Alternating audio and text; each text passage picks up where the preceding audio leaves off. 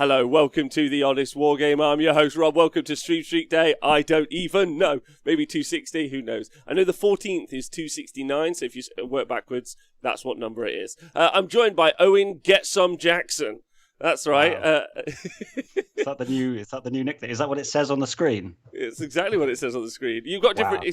I don't know if anyone's noticed yet, but I keep doing different ones all the time. That's kind of my jam. You have got a new microphone. You sound great.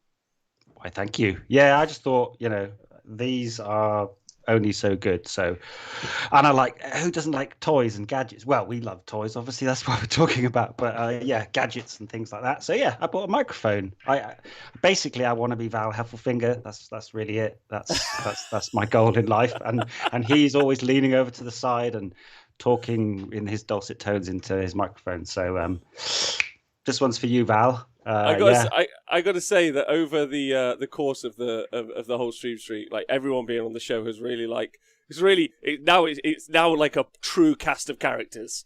Yeah, who's your favourite? Don't know. Is the truth. All right, so today's show, everyone who's joined us in live, there's an event that we're going to be doing coverage of at the weekend. So live on the Honest Wargamer, so it won't be on the TSN because we can't promise. Anyway, doesn't matter. So it's going to be on the Honest Wargamer. There's Dan Unsupervised going to be commentating. I'm going to be commentating. Owen's going to be commentating. Nathan Prescott's going to be commentating. So it's going to be a really fun time. Yeah.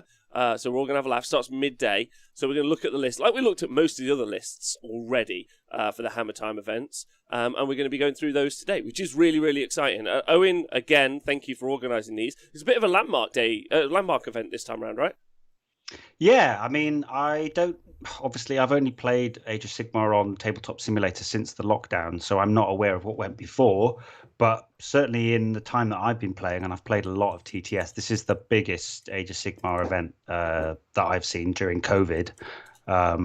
We've settled on 54 players. So, it's pretty exciting, really. I think the feedback I've had in the Discord chat and chatting to friends, I think there's lots of people excited to play. And also, people letting me know, like, oh, shit, I'm gutted. I'm working on Sunday. So, we've got all the usual array of gamers from all around the world. I mean, I had a little look last night just at figuring out where people are from. And we've got players from USA, Canada, obviously the UK, Germany, Poland, Finland, Sweden, Spain, Australia, and I'm sure there's some that I've missed, but I don't know everybody. But yeah, you've got an international cast of players. A melting pot, yes. A melting pot of cultures and ideas. I can't wait. Is there one from Switzerland?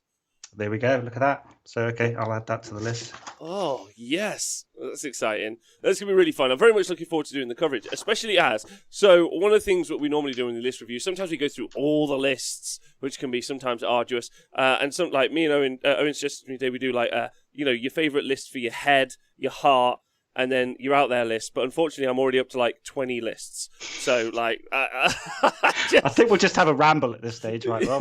Yeah. But I want to say big shout out to everyone who's joined us in the chat. Stu Flynn, Colonel Cabbage, Tristan, big love. Iron Gutsman, really big fan of you. Scott B, love you. Keep making those sassy jokes, my bum brother. Primark, hey. Mark Wilson over on Facebook, that's nice. So hello everyone, welcome to the show. Thanks to everyone on the Honest Wargamer Patreon as well. It's Christmas now, so knowing that I can get myself a Christmas ham sandwich thanks to you guys is brilliant. So love you. And also thank you to everyone who subscribes or listens to the podcast. Please stay hydrated. And YouTube comments, there's those guys now. Noops, always leaving a comment. Big love to you. VP Firth, all those guys. Anyway, Owen, have you got a meta breakdown? I do. I've got some scribbly notes. They look like the ramblings of a madman again, but it's all here. So, as I say, 54 players, and we've got 21 factions, which is great. There's some interesting takeouts at the moment. Basically, what we've got, the top represented factions, there'll be no surprises here. If anyone's been playing on TTS or thinking about the game, I mean, pretty clear what's good at the moment. So we've got 6 Seraphon players. That's the top faction. We've got 5 Lumineth Realmlord players. We've got 5 Stormcast players. 5 Idoneth Deepkin players, and 5 Tzeentch players. Oh And my god, the Tzeentch lists are like genuinely fascinating. Love the Host Arcanum one with the Archeon in there. I think that's baller. Absolutely, big fan of that. Nice to see that Je Can't Franchir is Claire Franchard is here and please playing. stop. You know what? I've got him. I've drawn him in the last round of the Butchers tournament. Really? So yeah, man. So it's going to be Khorne Archeon versus that. So he's just like, don't get the Hexgorger skulls up, otherwise you'll blow up my whole army. So that's exactly what I intend to do. But yeah, so Clay is in there. Lots. I mean, that is one thing to note actually on the meta overall is that there's a lot of because of the timings, and obviously I built it this way. There's a lot of the North American community joining, so lots of players that have never attended Hammertime event, and lots of players. So there'll be lots of. Yeah, it'll be an international war. I'm not creating World War III. That's probably a pretty bad reference. Yeah, that's not the way. That's not good, that's is it? No. Sorry. It's okay. You're doing great. There's loads to break down. One of the things that I think is interesting, especially because it's a TTS event, and again, if you're new for some reason, you've listened already this deep into it, that's an online way of playing war games. You can play loads of board games as well. So Tabletop Simulator, it's on Steam. You go on the workshop, you download some packs. You can join a Hammertime Discord, which Owen has got set up, so you can learn how to play on there. There's also like really good resources to also play it for 40k. There's a group called Magic Carp Use Fly. He's made a really good video, big YouTuber. So there's like a variety of ways to learn how to get into it.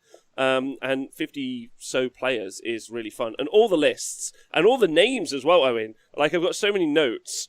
And I don't really know where to start. I honestly wouldn't mind just going through the fucking lot, to be honest, because it's awesome. But yeah, mate, one of the I got things nothing else to do today. If you want to buckle up, all right, fucking let's go. All right, let me just bring it up on the screen. The one thing I've got to say is because it's a TTS event, that was kind of my original point. Because it's a TTS event, the speed with which we're seeing the applied list coming out of the first Marathi book is massive. You've got loads of the Stormkeep battalions in there, which I think is interesting. All of the Idoneth lists are trying out sharks and leviathans, and I think that obviously makes loads and loads of sense. You know, so you see, and then you've got the man himself. I mean, you can't not talk about Benjamin Sava running Daughters of Cain again. That's like a headline moment. Yeah.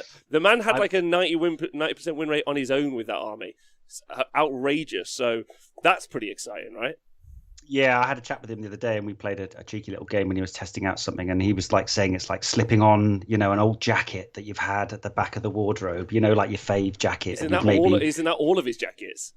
Probably, yeah. They're all probably black. They all probably feel the same, but the analogy still stands. Or made of corduroy. Yeah, he's slipping on those corduroy sort of lumberjack trousers or something. Anyway, I've run out of steam there, but yeah, he's excited to play it again. And I have got a note actually. 13 lists, so 13 out of 54 have a touch of Broken Realms across them somehow or another, in terms of using a new war scroll, a new battalion, or perhaps it being a whole new build based within that book. So yeah, 13 out of 54. There's no FAQ, but I felt that a lot of it was pretty straightforward. Once we realised that, what's his name? Volturnus can take the mount trait to be -1 to hit. I don't think there was really anything. Models, though, not units. That was a mistake I made. I thought it's models, not units, which is a huge. Yeah, that is. It is. Yeah. I went outside in the rain, took my top off, and just screamed into the night. Yeah! Wow, cinematic! I can see it now. That's exactly. Lightning was flashing around me. It was just brilliant. I'll just go through the list. Should we? Why don't we headline it and then go through the list? How does that sound? If you're up for it. I'm up for it. Yeah, I mean, I've got some headlines based on my little scribblings. So yeah, the top 5 factions make up almost 50% of the field. So if you want to win, you're going to have to probably beat Seraphon, Lumineth, Stormcast, Deepkin, or Tzeentch, a combination of. Some pretty notable absentees, Rob. And this goes for TTS in general. Caradron Overlords. They have flown off to pastures new because they're not showing up at all. No players again in this tournament. No players in Pask's Butcher's tournament. Maybe it's just a shit game of Warhammer. I don't know. What do you think? see, if I'm 100% honest with you, I find the KO book to be like a very difficult book to truly understand. And I don't mean and that's not me trying to say that it's overly complex. It's just very convoluted. Yeah? You're like, okay, I'm getting a reroll 1 here. You're like, are you? Aren't you? Like, you know the fly high rule? Someone's like, when can you do it? What can you do it? And the pedants who, like, super know it, they're like, I'm playing KO all day. And they're loving it. And everyone else is like, I just can't be arsed with that, to be honest. Like, it's not, I think the KO book has got, like, there's a barrier to entry in learning the army. And once you're in there, you're enjoying it, you're excited about it, and then you want to go play it, ultimately. So, I feel like it's the people who own those armies that have pushed through that, but that's just a guess, to be honest. I'm not 100% sure. It's also like, I don't know, is it fun? Is it fun to play with? I don't know. I mean, I don't want to be down on people because people love that army and the model range is amazing. I just think I watched a game once and I came away with it thinking that it's like they've got no real hero phase to speak of. And it's essentially a movement phase, which isn't really movement because you've got obviously a lot of teleporting. Yeah. So as an opponent, if you get double turned by that, you might just spend an hour and all you're doing is rolling saves and removing models. Yeah, because they're not in combat with you. At all. No, but I don't know. It is a legitimate way of playing the game, and I know that there's some Dwarden fans 100%. In the chat and stuff. So I don't want to shit on people's army or something when I say it's a bit of a crap game of Warhammer, but it has the potential to be, right. The army is just bouncing around, picking off your key pieces, and all you're doing is rolling saves and removing models. So, I don't know. We're supposed to have fun, right? And that's reflected perhaps in the list that we are seeing, where you might not necessarily see those when we go back to playing in real life. But for now, it's like, there's no buy-in, there's no painting, there's no models to purchase. You just grab a load of stuff and off you go. I also think there's like a level of hype, right, involved with stuff. Like, for instance, like if we look at some of these lists here, there's turtles, there's sharks in the Idoneth Deepkin list. And then, I mean, even the Lethian Defenders list. Big shout out to Alan, you ledge. Right, so people are, I think, it's not that KO aren't cool, it's just that they're not, there's no hype beasts for KO. There's no one out there who's like the KO guy, if that makes sense, who bangs on about KO, is like KO the best, love shooting my guns. You've got like all the guys in New Zealand who are ledges, but I don't know. Generally, is there a KO guy? Does that make sense? Yeah, Cron. He's the KO guy. I think his nationality. Listen, Cron's an angel. I'd cuddle him and I'd fight people for him. Yeah, right. But he could honestly fucking melt. No, I'm not gonna say anything about Cron. He's a really fucking nice bloke, but he's not a hype beast. Yeah, he's like, all of his energy is below the surface. That's what I'm gonna say. Is that what I'm saying? Interesting. Yeah. Again, great human being. You've set me up there. So in terms of absentees, another one, a really interesting one. No cities of Sigmar, which, I don't know, maybe all the cities players have moved over and they're running some stuff out of the Marathi book, but you'd often see a Tempest Eye or a cheeky little living city, or maybe I still think Hallowheart's really strong. Really but yeah, strong. Really so no strong. cities. So no one's going to have to watch their opponent spend 20 minutes shuffling models around an oval shape that may or may not have a bridge placed in the middle. So yeah, it's a shame though. I do love the cities armies that you see because there's such flexibility in that book. And then no Slanesh, which is usual, and no Nighthaunt, unfortunately. But we've got a number of what I've called solo warriors. Perfect. These are the guys playing the one faction dudes. So we've got a single Blades of Corn player, a single player playing Legion of Night. We've got, I'll just run through now, Lethisian Defenders. I'd love to know how many people know. Yeah, good old Alan. You can actually go back and listen to a Lethian Defenders show with Simon and Smorgan on my show. If you go back and listen, I know 2 weeks or something, they talked about a Lethian Defenders list. You go listen to that. No, Darren and Sam. Was it? I can't remember. One of them three. I've done a lot of shows. You've done a shit ton of shows, yeah. So there's a single Sons of Bahamut. I think the Bahamut hype may have be fizzling out a little because there's one Gargan player. We have a single Nurgle player, a single Beasts of Chaos player, Math Mallow, the Sylvaneth warrior. He's back on dry land and he's not giving up. What was his list actually even called, Rob? I think it was called. I'm never giving up hope or something. Like, yeah. So good on you, Matt. And then a single Iron Jaws player. So there's, as I say, there's a lot of people bringing the heavy hitters, but there's a lot of people bringing their version of fun and experimenting with ideas and stuff. So good on. I put the link in the chat. All those Solar Warriors, though, some of those are some of my favourite lists. I love the Nurgle list. Like, deeply love the Nurgle list. Like, it's a thrice-fold, it's got Be'lakor in, it's got 1 unit of Untamed Beasts for a bit of block, it's got 30 Plague Bearers. It's just dynamic, right? Which, like, Nurgle lists have often been very undynamic. They don't really have, you know how you have plug-and-play units, like a Shark, or like Salamanders, you know, something that don't really need anything else to operate in the field that they're in, or what they're doing, or their role. You know, Nurgle don't have that. Really, all their war scrolls are a bit like samey, like, and they don't really do anything overly interesting. Whereas there's the pick of all the good, like Thricefold in there doing what they do. That's hilarious. Untamed Beast, cool. Be'lakor stopping stuff. Love that list. I think that's my favorite like Nurgle list ever, maybe at the moment. And I think it's nice that they've got that level of dynamicism in like what is a not very dynamic army. Like, ultimately, you know, but then they take advantage of all of the cool things. They've got the spell to change the Wheel of Contagion. That's awesome. And then they're able to do that better in, like, with those spellcasters. They've obviously got the Feculent Gnarlmaw, the ability to run around that. That's also dead useful as well. So, like, they're making really good advantage of, like, those abilities. I think it's a cool army, personally. Really big that. And then, obviously, the Sylvaneth list. So close to my heart. So there's an Alarielle in there. Like, what the hell? Should we go through the lists? Yeah, I've got 3 more stats for you, actually, Rob, because I know we all care about this. So 6 Seraphon armies. There's 560 skinks in the tournament. So we've probably got to kill some skinks if you want to proceed and prosper. We've got 180 Liberators across the 5 Stormcast lists, and we've got 4 Archaeons. I think 3 of them are Tzeentch Archaeon and 1 Khorne Archaeon. So that's the Tzeentch Archaeons are the best Archaeons. Just saying it. Yeah, I think that's kind of. I think that's everything in terms of an overall meta. It's a lot of skinks. There's a guy, we'll get to it in a minute, 160 wounds worth of skinks, which is hilarious. That's one word for it, yeah, I think. Yeah. Like, it's so many skinks, and it's not...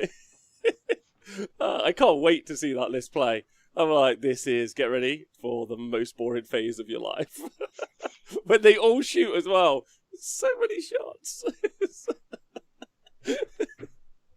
Why don't you like it, Owen? Why don't you like it? I just don't like it when they run away when you charge them. I mean, it's fair game. You know, they're cheap and you can buff the shit out of them and they're incredibly synergistic. But I don't mind that. We want things to be good, right? But it's just when they can just be in your face, blow piping you, and then you finally get a chance to get stuck into them with your combat army and they piss off and shoot you again. Yeah. So let's look at the list. I was thinking let's work backwards because normally we start high energy at A, and then so we'll just work backwards today. How's that sound? Sounds great. Okay, the lists are all live if people want to have a look. Are we going to do them? Are we going to do them all then, Rob? Are we going to do them all? Only if you want to. I don't want you to I think we can skip some. Yeah, but like, look, this has got 40 skinks and some salamanders. So first list, like Vito, Roper, Luncton, Luvant. Listen, I've definitely got it. It's a Fangs list. It's got Croak. It's got all of the units. It's got a Stegadon with Skink Chief, which is slightly different. It's got 120 skinks. It's got the 5 Saurus Guard. It's got 2x5 Chameleon skinks. And it doesn't have bound Geminids. It's not that Vito's list isn't brill. It's a great list, particularly good. But we've seen it before, time and again, right? Yeah. And I think it's got Vince's favourite, the Stegadon with the Skink Chief on it, which is quite a nice pick. And it doesn't have a Balewind. Good point out, Iron Gutsman.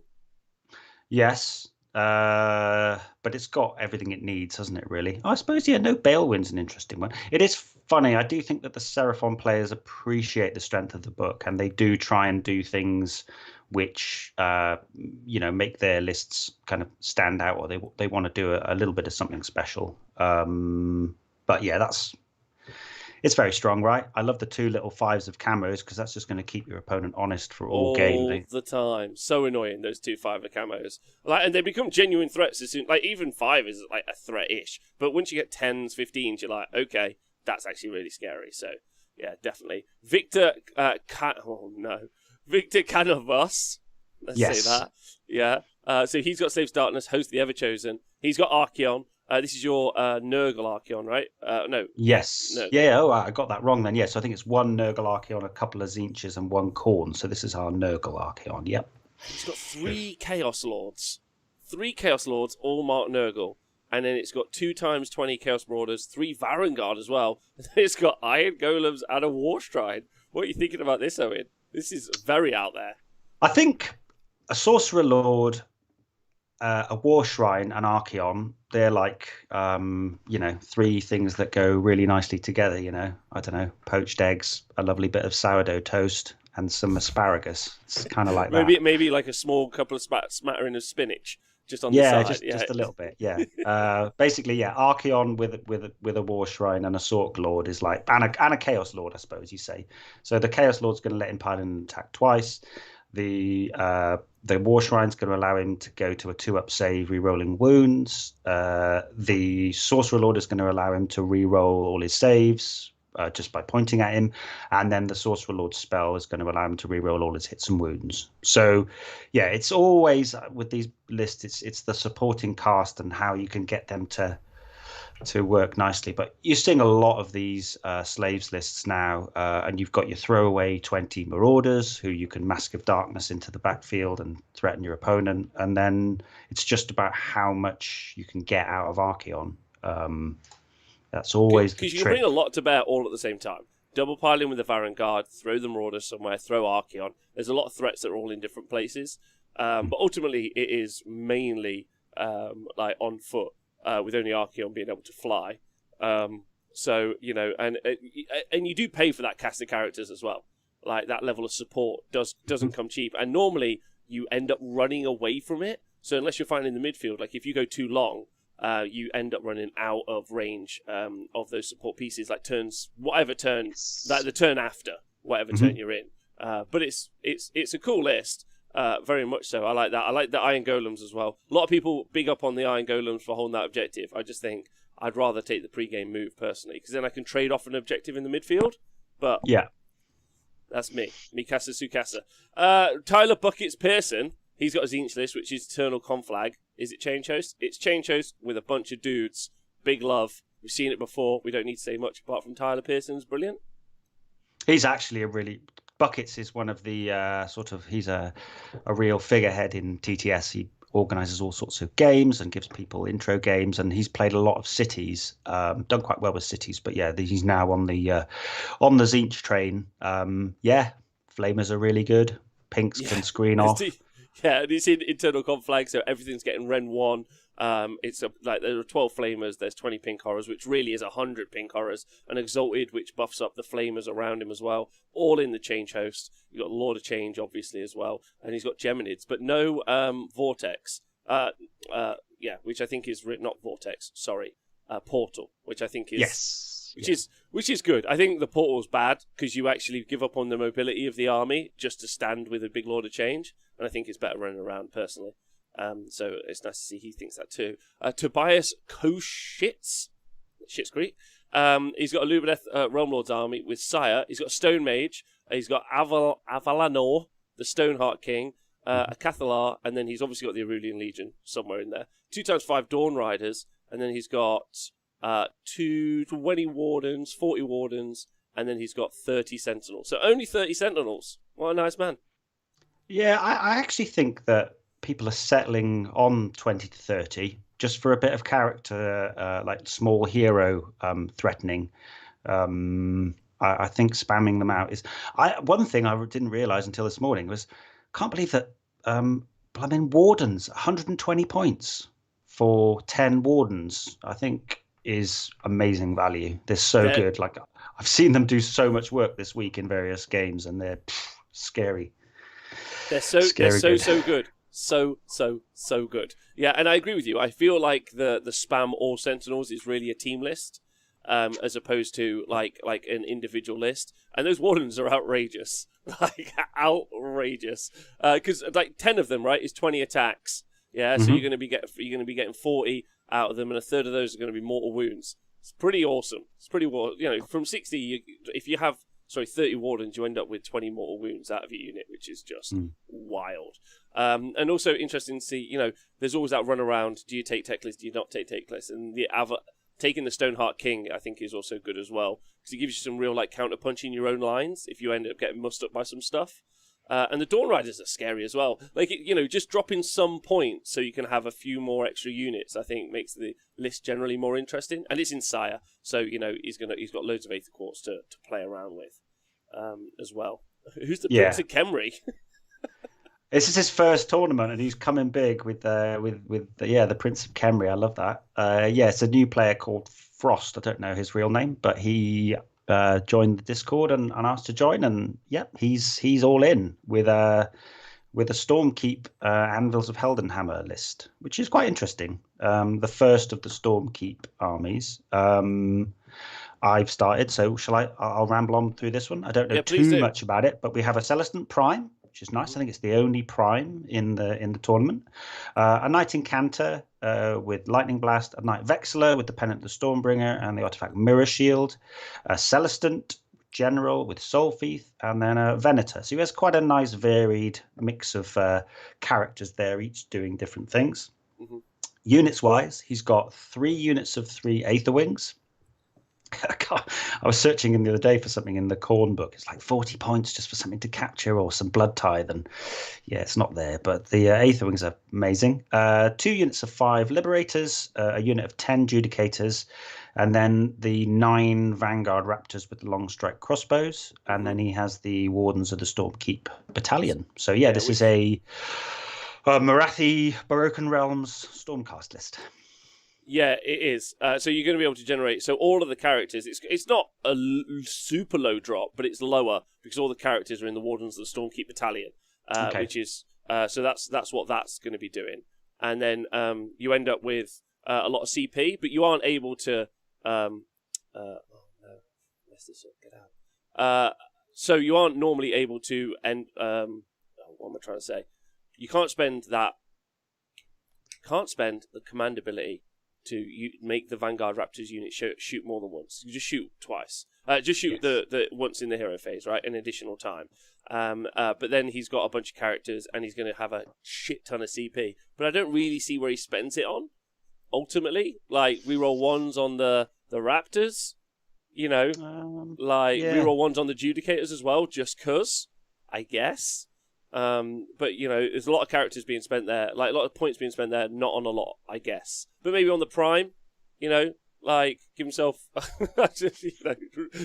whatever. I mean, he'll have CP for days, basically. But normally you're going to see that. Normally you're going to see this Wardens of Stormkeep doubled up with Stormkeep Patrol in some of the other lists.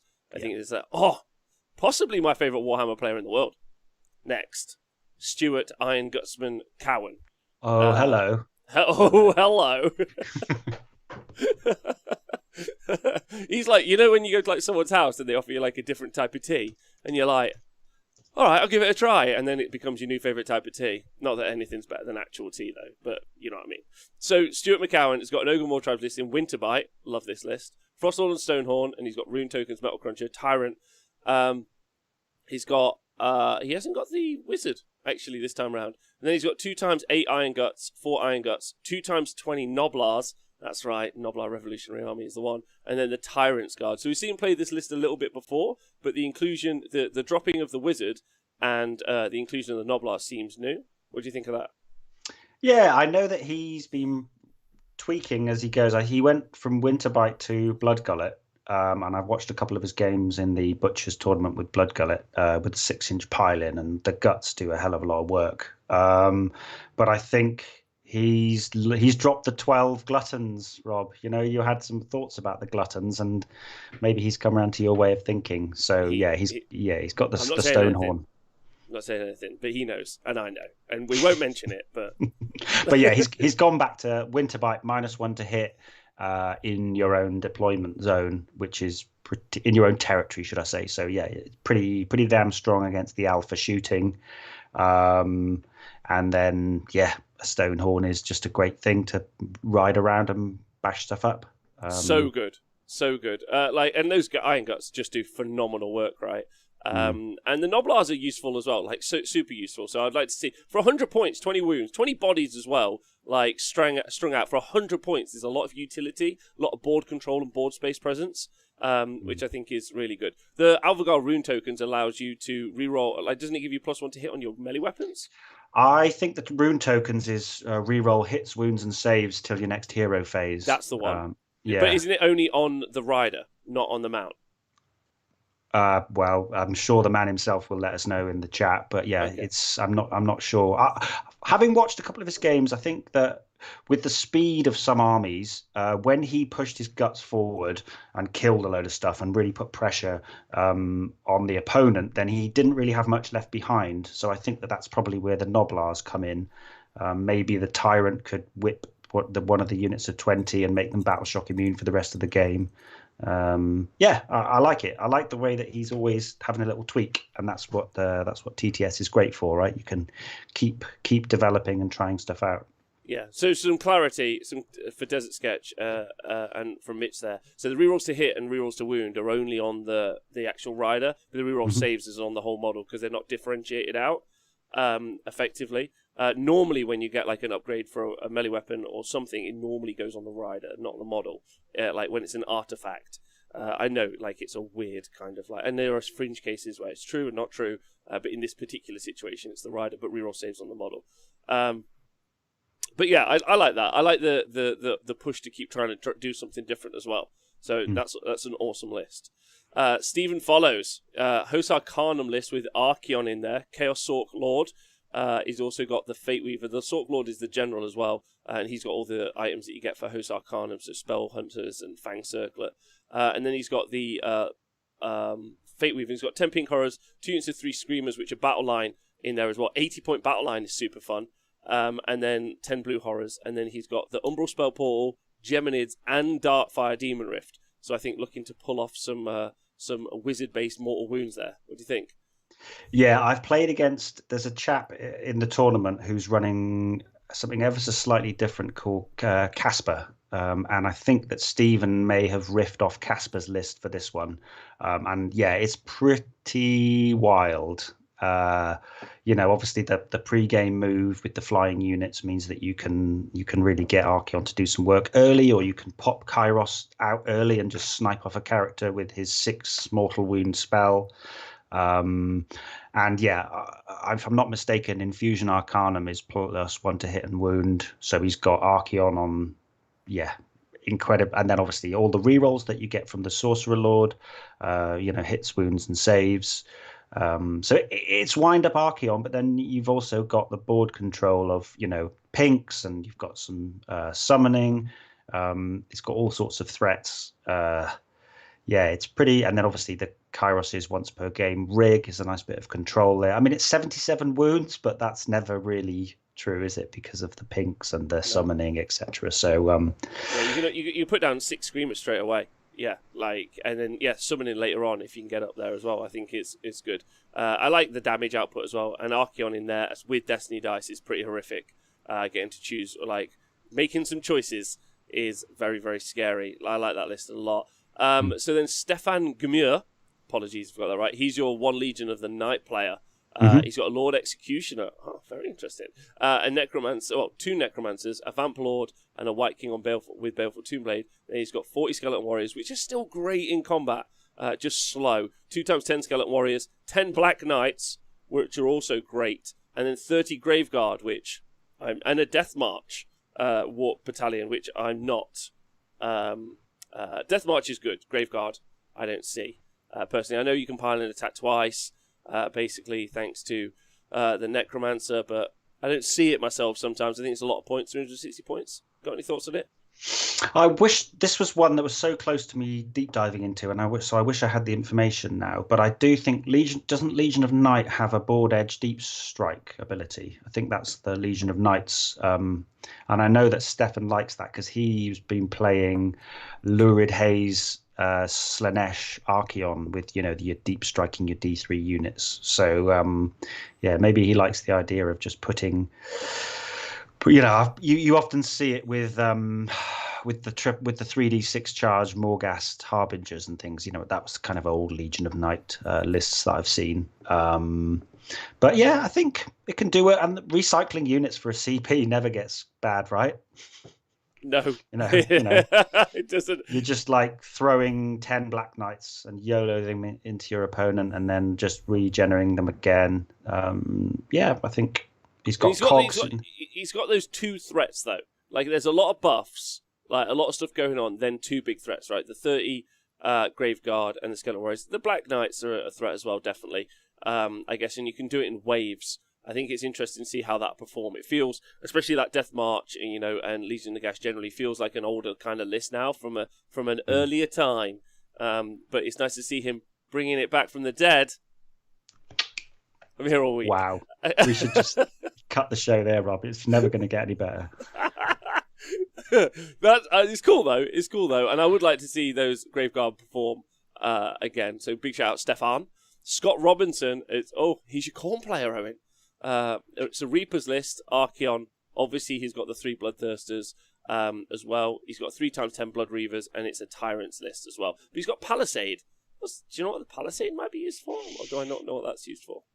Archeon's the only one that can cast it, so I'm not sure. I know Scott started playing on TTS, and he's been playing a hell of a lot, and he always plays Khorne, and he just likes blowing stuff up. So, Archeon doesn't have the usual support that you'd expect to give him, but he can still pile in an attack twice. All the Bloodthirsters go one after another. He's got Kartoth, the Bloodhunger, on one of the Insensates. So on a 4-up, he fights at the start of the opponent's combat phase, and then he triggers and procs all the others to go. So he's kind of all in. I think 3 units of 10 Reavers is kind of a little bit of screening, but yeah. But it's like pure aggro, right? Like everything goes forward, piles in, attacks twice, blows stuff up, you live or you die. Yeah, it's kind of As someone who plays a lot of Khorne, I do prefer something with a touch more balance, because once you throw Archeon in, you might maybe put in an Unfettered Fury to give him a 6-inch pile-in, but outside of that, I have seen some lists with Archeon and Scarbrand, which are fun, because you do still have room for the supporting cast, but it doesn't have the supporting cast. So he's going to kill a lot of stuff, and he's going to have a great time, which is probably the main point of playing Warhammer, right? Mm-hmm. And then he'll probably lose on the missions here and there. Yeah. Do you know what I'm not being a dick. No, that's fine. No, I agree with you. Like, it's a whole bunch of guys running forward, rolling 6s, and then just screaming, which is arguably way more fun than watching those KO boats shoot you for an hour. So, I'll take this all day over that, and that's me saying something. So next up, we've got Ridge Hanna.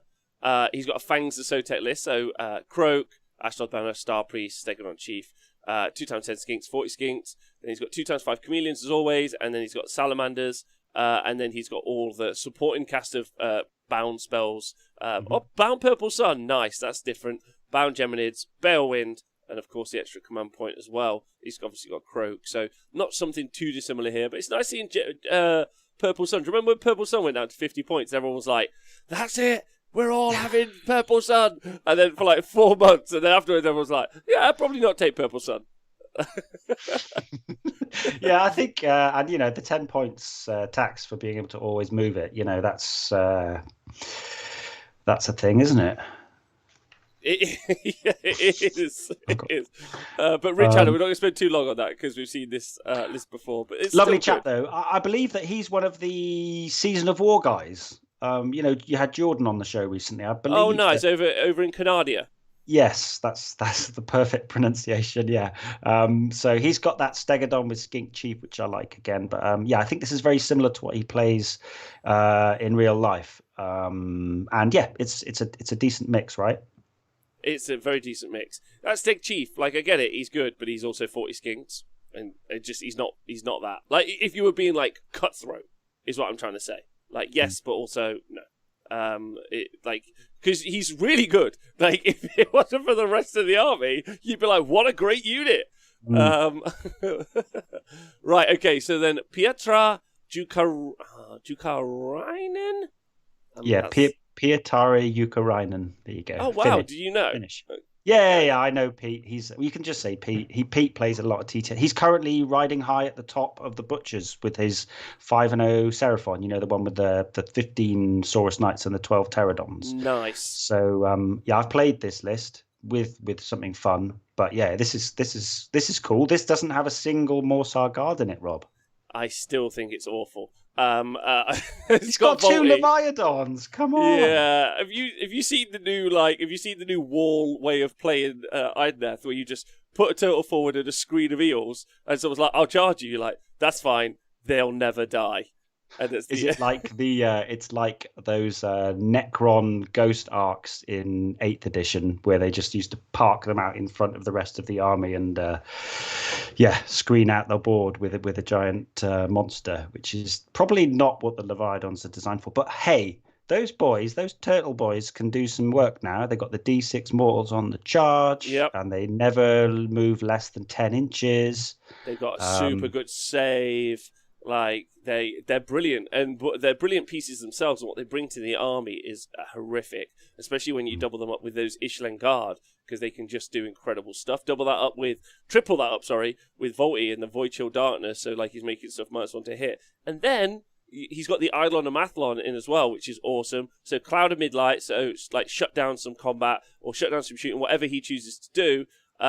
There's loads of options now inside that book. The double Leviathan's interesting, as opposed to taking maybe some more Ishlen Guard. But I think he's just looking to... I mean, 2 of those charging at the same time is a lot of mortal wounds into a unit, which I think is really interesting. And he's obviously also got the Apolexes as well, so they're going to make it so you can't pile in 3 inches, which could be, ladies and gentlemen, boys and girls of the jury, I propose the reason we're seeing no Fire Slayers. Ah, interesting. Yeah. Because that screws them real hard, doesn't it? And I think you're going to see a lot of these Retarius net launchers, the NPE launcher, let's call it that. I think they are really strong, right? Because you don't even need to wound with them; you just need to hit. To hit. He's just got 2 chances to roll that 3 up. One thing, obviously, that's amazing, and I've bear witness to this, is the +1 to wound aura on the storm, the Eidolon of Matlan, the aspect of the storm. Like that bubble of +1 to wound is so powerful for the rest of the army. The Leviathans benefit really well. And then I just want to see Volturnus go in and give +4 attacks to those Leviathans and then just go mental. I mean, this is kind of like the list that people were saying. On what turn, Owen? On what turn? I know. But it's one turn of pure smash. Turn 3 wankers. Listen, Twitch chat, that's what you got to call all of the eel players. Whatever the situation, they're the turn 3 wankers, and that's fine. You got to own up to it, right? Yeah, that's just who you are and what's going on. But yeah, that net launcher, I feel, is a reason you're going to see they counter some armies so hard that that they haven't turned up to the event, which I think is interesting. I feel like net launchers are the end of some units. It'd be really interesting to see those goes into Daughters of Khaine. And also the Ishlen Guard are a 2-up unrendable save. Cheeky Mystic Shield and rolling 1s, and they're basically indestructible. Which is happy fun. Times. And then you just put them in the face of your opponent's shooting army and they have to just shoot at them. Like that rule, I played Idoneth recently and I just forgot that rule. And it was like, God, it's so strong. That's why you're seeing them. You know, we've got heavy shooting armies doing well. And Idoneth just bowl in and go, I don't care about your rules. Here's my rules. Here are my rules. And they suck. Yeah. What's interesting about this as well is like if you get rid of, like, it's what do you target? Targeting the Leviathan, super tough to get rid of. Targeting the guard, super like, do you, like, normally, like, do I take out the piece being supported or the support piece? And in this situation, you don't, like, it doesn't matter. It's all impossible.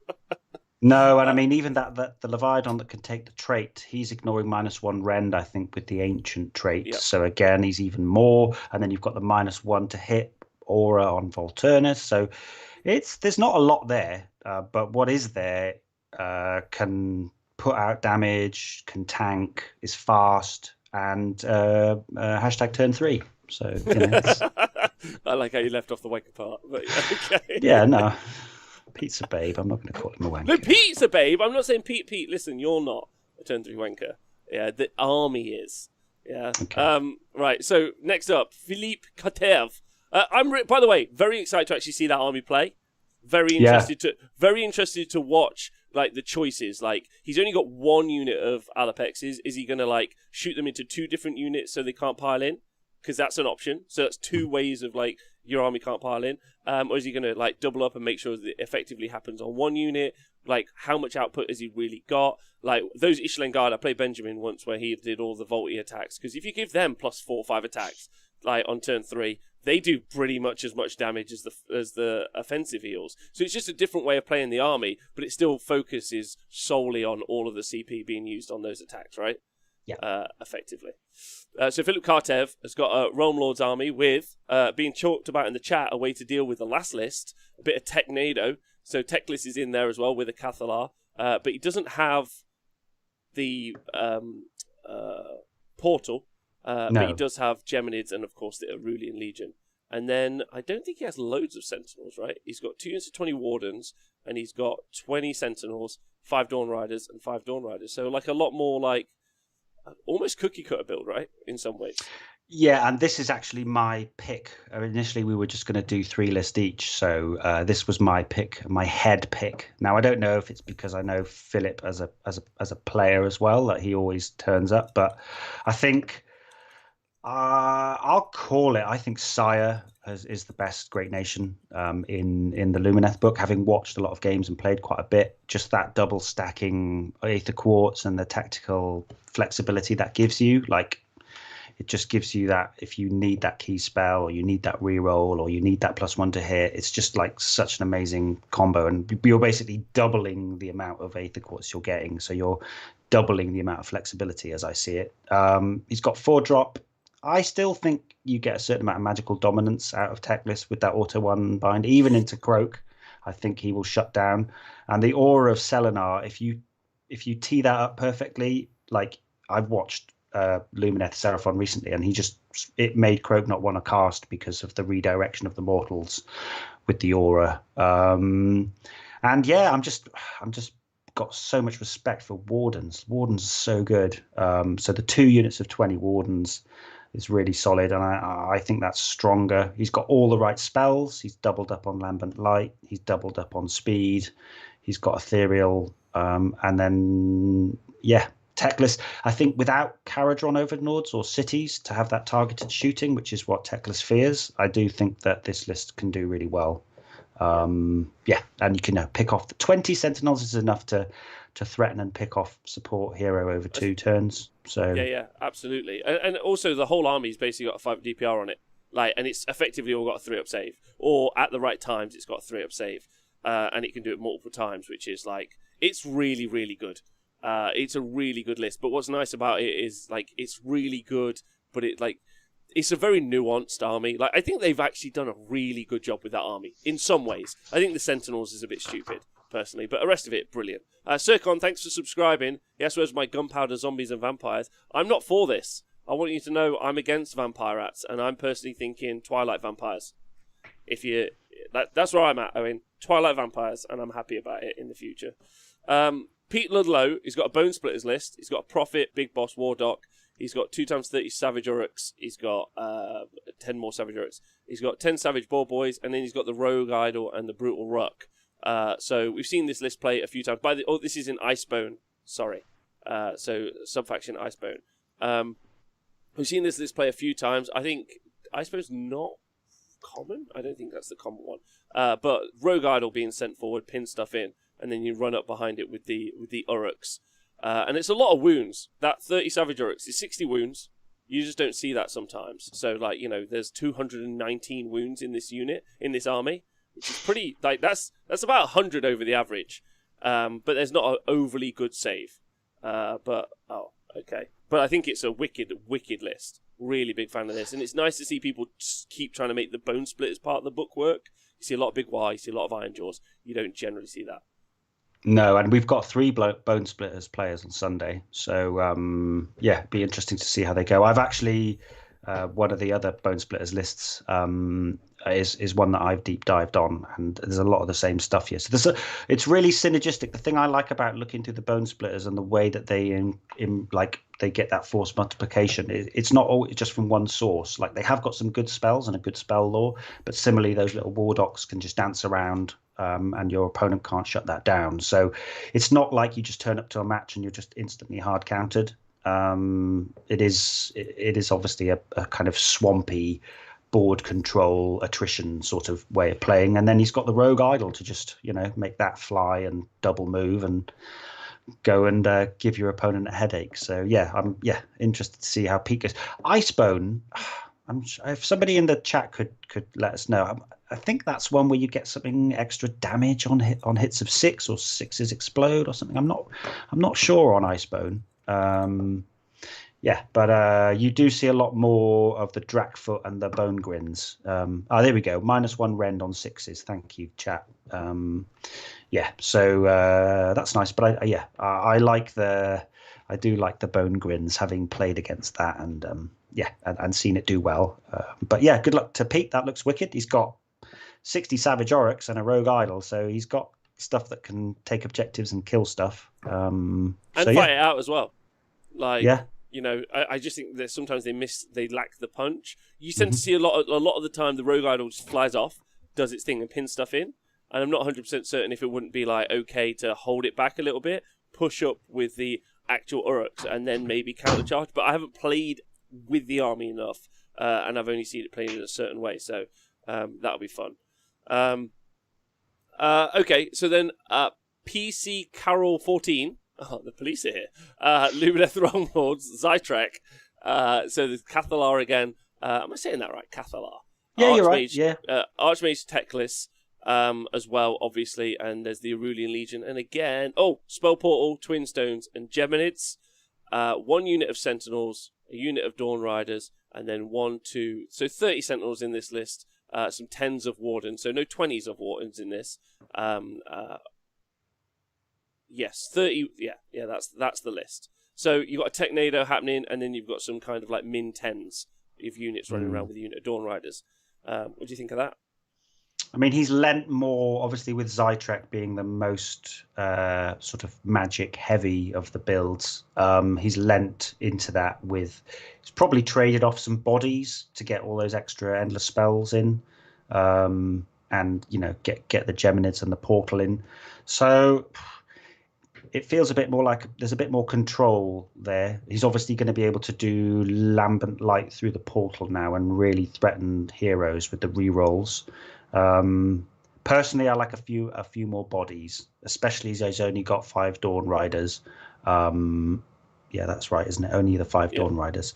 But he'll get a lot of spells off. He'll dominate the magic phase. As I say, I do like the ones with a few more bodies. Personally. Yeah, agreed. Absolutely. Paul is right. He's running an Idneth Deepkin list. He's got Volty. He has got 15 Ishilian Guard, 3 Achillean Morsar Guard. There are 3 Alapexes with the nets. Only 2 net launchers. Another one's got the harpoon, and then it's got 2x3 Aether Wings, and then there again is the Leviathan. So instead of the double Leviathan, you've got the 1 Leviathan, but then you've ended up with some more Guard and 1 unit of Morsar Guard. Obviously, you got Volty with the Void Chill Darkness. I am surprised, Owen, actually, that all the Idneth Deaconists seem to have put the Void Chill Darkness mount trait on Volturnus. I didn't expect that. Some left field shit going down this weekend, right? Woo! How did they ever decide that was the what decision to make? That was like I think sarcasm up to 11 there, mate. God. right up. Yeah, but obviously taking the Eastling Guard, like we talked, it's very similar to the list we just saw, obviously. But you haven't got. There's only Volturnus as a character in that list, so he's just ended up with more sharks and he's ended up with more eels in that list, which I feel is the right way to go. But like, if you notice, I think both of the two lists we've seen now don't have a pointy man for the pluses to charge, which is very, very common. Which means I feel like a lot of these units are going to start on the board as opposed to off the board. Yeah, I think where that's they fair. once did. Yeah, definitely. I think he's across the board a lot here, isn't he? He's got a lot. He's got that MSU build, but then linked into even more with, all four of those sharks. The Leviathan's an interesting one. He hasn't taken the Ancient, which is everyone seems to agree is the sort of more powerful mount. He's taken the Reverberating Carapace, which gives, I've just checked it gives the Void Drum an extra 3 inches on its aura. So I presume that the Void Drum is the +1 save. So he's getting that. So you would imagine that, the Leviathan will be the sort of fulcrum, the center of the castle, and then everything will be sort of staying within its aura and then flying off. And hey, they're taking a book and they're playing it, the way these new rules are giving, making it. There are different ways to play the game rather than, like you say, Soul Scryer, Fishy Finger, 6 or 9 eels, bosh. It's nice to see. Sorry, it's nice to see some. You can see what the Marathi book has done to the Idneth lists. I think that's what I'm trying to say, Rob. No, I'm with you. I now just want to be like a Free Guild Guardsman, sat in my line of other handgunners, and then from nowhere, a Soul Scryer comes down, and I'm like, "Do you point that fishy finger at me? You elven fuck!" Or like I picture something like the French, we chop off all of the Eastern Soul Scryer's fingers when we capture them. Yeah, they're like, no pointing for you anymore, mate. No pointing at all. I think he's probably got other things he can point with, but I get the point. But it is nice to see the turtles, right? Like I feel like I know Deepkin have only come up a level in ability, but we'll see this weekend. It's one of the first real runouts of the stuff. Bone Splitters Orcman is running Bone Splitters Prophet. Big Boss, another Big Boss, 2 War Docs. He's got 30 Savage Uruks, 2 times 10 Savage Uruks, and then 2 Savage Boar Boys, and then he's got 2 lots of Stabbers and 4 Stabbers. And then he has got, if I've got this right, 4 battalions, Owen. Teeth Ruck, baby. Brutal Ruck, Cop Ruck, Big Ruck. Is that a 4-drop? 4 battalion? It's a 1-drop because all of the other rucks sit within the Big Ruck. And this is the one that I've dug into because I watched him play this the other day, and obviously Bone Grin's Bone Splitters is what Benjamin was playing, and he won the Dutch GT with at the start of the year. So it's got game, definitely in the right hands. Looking at it again, if we were going to just deep dive one list, I'd go through the whole lot. But basically, I've called it the Fuck You GHB 2020 list because the Big Ruck, which the Cop Ruck, the Brutal Ruck, and the Teeth Ruck sit within, that gives you Big Ruck Warpaint. So normally Warpaint is a 6-up after damage save, and the Big Ruck Warpaint gives you a reroll on that. So they effectively, that's why I'm calling it the Fuck You GHB list, because he's got his 6-up back where everyone else has lost it. He's got it back, baby. And those boys, when they 30 Savage Oryx, will be 60 wounds, and they can get +1 save from a dance or a spell, and they can get +1 save for in melee. So they'll be 60 wounds on a 4-up, 6-up, 6-up, 2 attacks. 2-inch range, 3 attacks each, 90 attacks until they lose 32 of those wounds. So that is one beautiful anvil, one big green anvil, and then sat behind that, then you've got your big stabbers running and charging, 3-inch range, blowing up monsters, and all the other battalions are giving him lots of extra stuff. So the Brutal Ruck gives the 30 Savage Oryx and the Boar Boys run and charge, so that anvil can get right up the board. The Teeth Ruck It means that when the stabbers are near one of the savage big bosses, they get +1 attack. So they're going up to 4 attacks with the Ren 2, obviously D6 damage against monsters. Bone Splitters in general like fighting monsters. You know, when Teclis is a monster, Archeon, the Shadow Queen. Yeah, it's wicked. It's a 1-drop, a big load of green lads, and he's got some, obviously with 4 battalions, he's got the ability to get lots of cool artifacts in. So the Savage Big Boss, he's got glowing tats, which gives him a 4-up war paint save. And so by the rules of the Big Ruck, that gives him a 4-up, 4-up DPR. So he's on a 6-up, 4-up, 4-up. Wow. And then I love the artifact, the Big Wurgog Mask. So this is like a Hurricanum, whatever that's called. Is it Storm of Shemtek? You know, 3 dice, each 2-up is a D3 mortal wounds. It's shorter range, 12-inch range, but then if you roll a 1, then the Warlock takes D3 mortal wounds. So it's a bit of like Skaven-y tech or whatever. But yeah, the same thing as the other Bone Splitters list. He's got lots of buffs from different sources. So if he comes up against a tech list who's going to shut down his magic, then hopefully his dances can do some work. And yeah, it's got a nice mixture of different units. As I say, that big green anvil can do a lot of work. And then, you know, making some big stabbers fly and double move or triple move and fly over the top and blow some stuff up. Yeah, the stabbers are the scary, like are one of the scary elements in there. The profile is so small, they can fit in places which you don't really hope for and intend, I think. Or you can, like, even with some clever like body removal from the block of Savage Oryx, if something goes into it, you could then charge the stabbers in, especially if they get fly. Like, that's quite fun. And also, I think it's really nice for, like, a book. Bone Splitters themselves as allegiance don't generally tend to do as well as Big War's normally the top of the pile, then it's Iron Jaws, then Bone Splitters generally don't perform as well.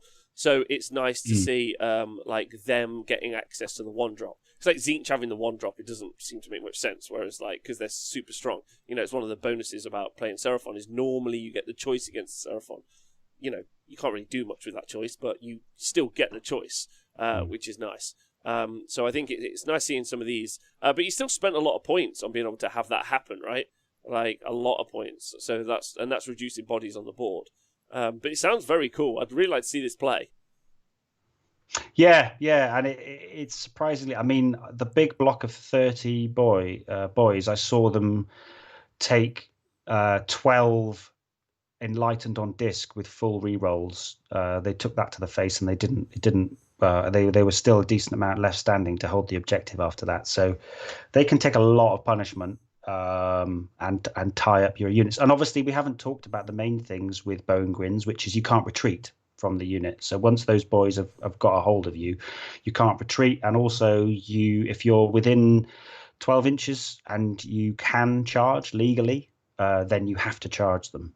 That's the whole army. So you can't retreat from the whole army, and you have to charge it if you're legal to do so, which is pretty good, right? Host duplicitous players will agree, I'm sure. Yeah, a big shout out to Crazy Horse. Thanks very much, Anthony, for donating 5 gift subscriptions in the chat. So, Arcane Shield, you're new. Welcome to the team. Green is good. And I got someone you're new to the team. And Creator Gaia and Nikhil. Thanks for joining the crew. Thanks to Crazy Horse for that. Yeah, it's a great, what's the word? List. It'll be fun to see. Next up, the Morgoth. Yes. Stormcast Eternals, Hammers of Sigmar, but it's a Stormkeep army, and it's got 2 battalions. It's got the Stormkeep Patrol, and it's got the Wardens of the Stormkeep. Now, this list was pretty much the one that was featured, I think, on the Darren's List Diaries, and we're seeing this several times, right? Like, we're going to see this a few times. So, you've got the Castellan. He's going to 2 Castellans, sorry. So they're going to be able to give +1 save out. Now you've got Gavriel Shawheart, which is a super important part of this list because he's going to be able to give you a big old charge. A Lord Veritan, and you should see that. Lord Veritan is important because he's in the Stormkeep Patrol. Then there's 2 units of 30 Liberators, 5 more Liberators, and there's 6 Griffhounds. It's a 3-drop, I think. Is that right? Or maybe even a 4-drop. Do you know? A lot of it goes in the. I can tell you now. A lot of it goes in the battalion. I've got my book here. One second. One thing I was surprised about the other day, they might not have a save, but fucking Griffhounds have got 3 wounds each, little gits. I know they're doggos and everyone loves doggos, but God, when you want to just clear them off. Here we go. Sorry, this is great telly. So it's okay. The 2 times 30 Liberators and the Veritant definitely go inside the Yes, battalion. along right? with the Griffhound. Along with the Griffhound. So that's one. But the other unit of Liberators and the other unit of Liberators is extra, and then all the other characters go in the Stormkeep patrol, apart from maybe Gav. So that's why I don't know if it's a 3 or a 4 drop. So like ultimately, because the other unit of Liberators doesn't go inside the Wardens of the Stormkeep. So I think it's a 3, basically, but it could be 3 or a 4. Anyway. Yeah, how is Gav useful, though, as he can't be relocated or drop from the sky?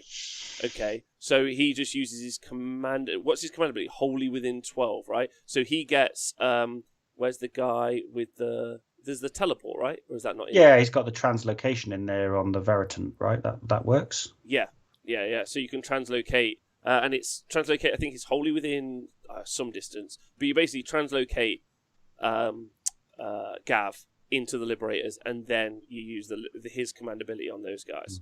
I know the Veritant must relocate with the patrol pre-game, but I think you can set it up, right?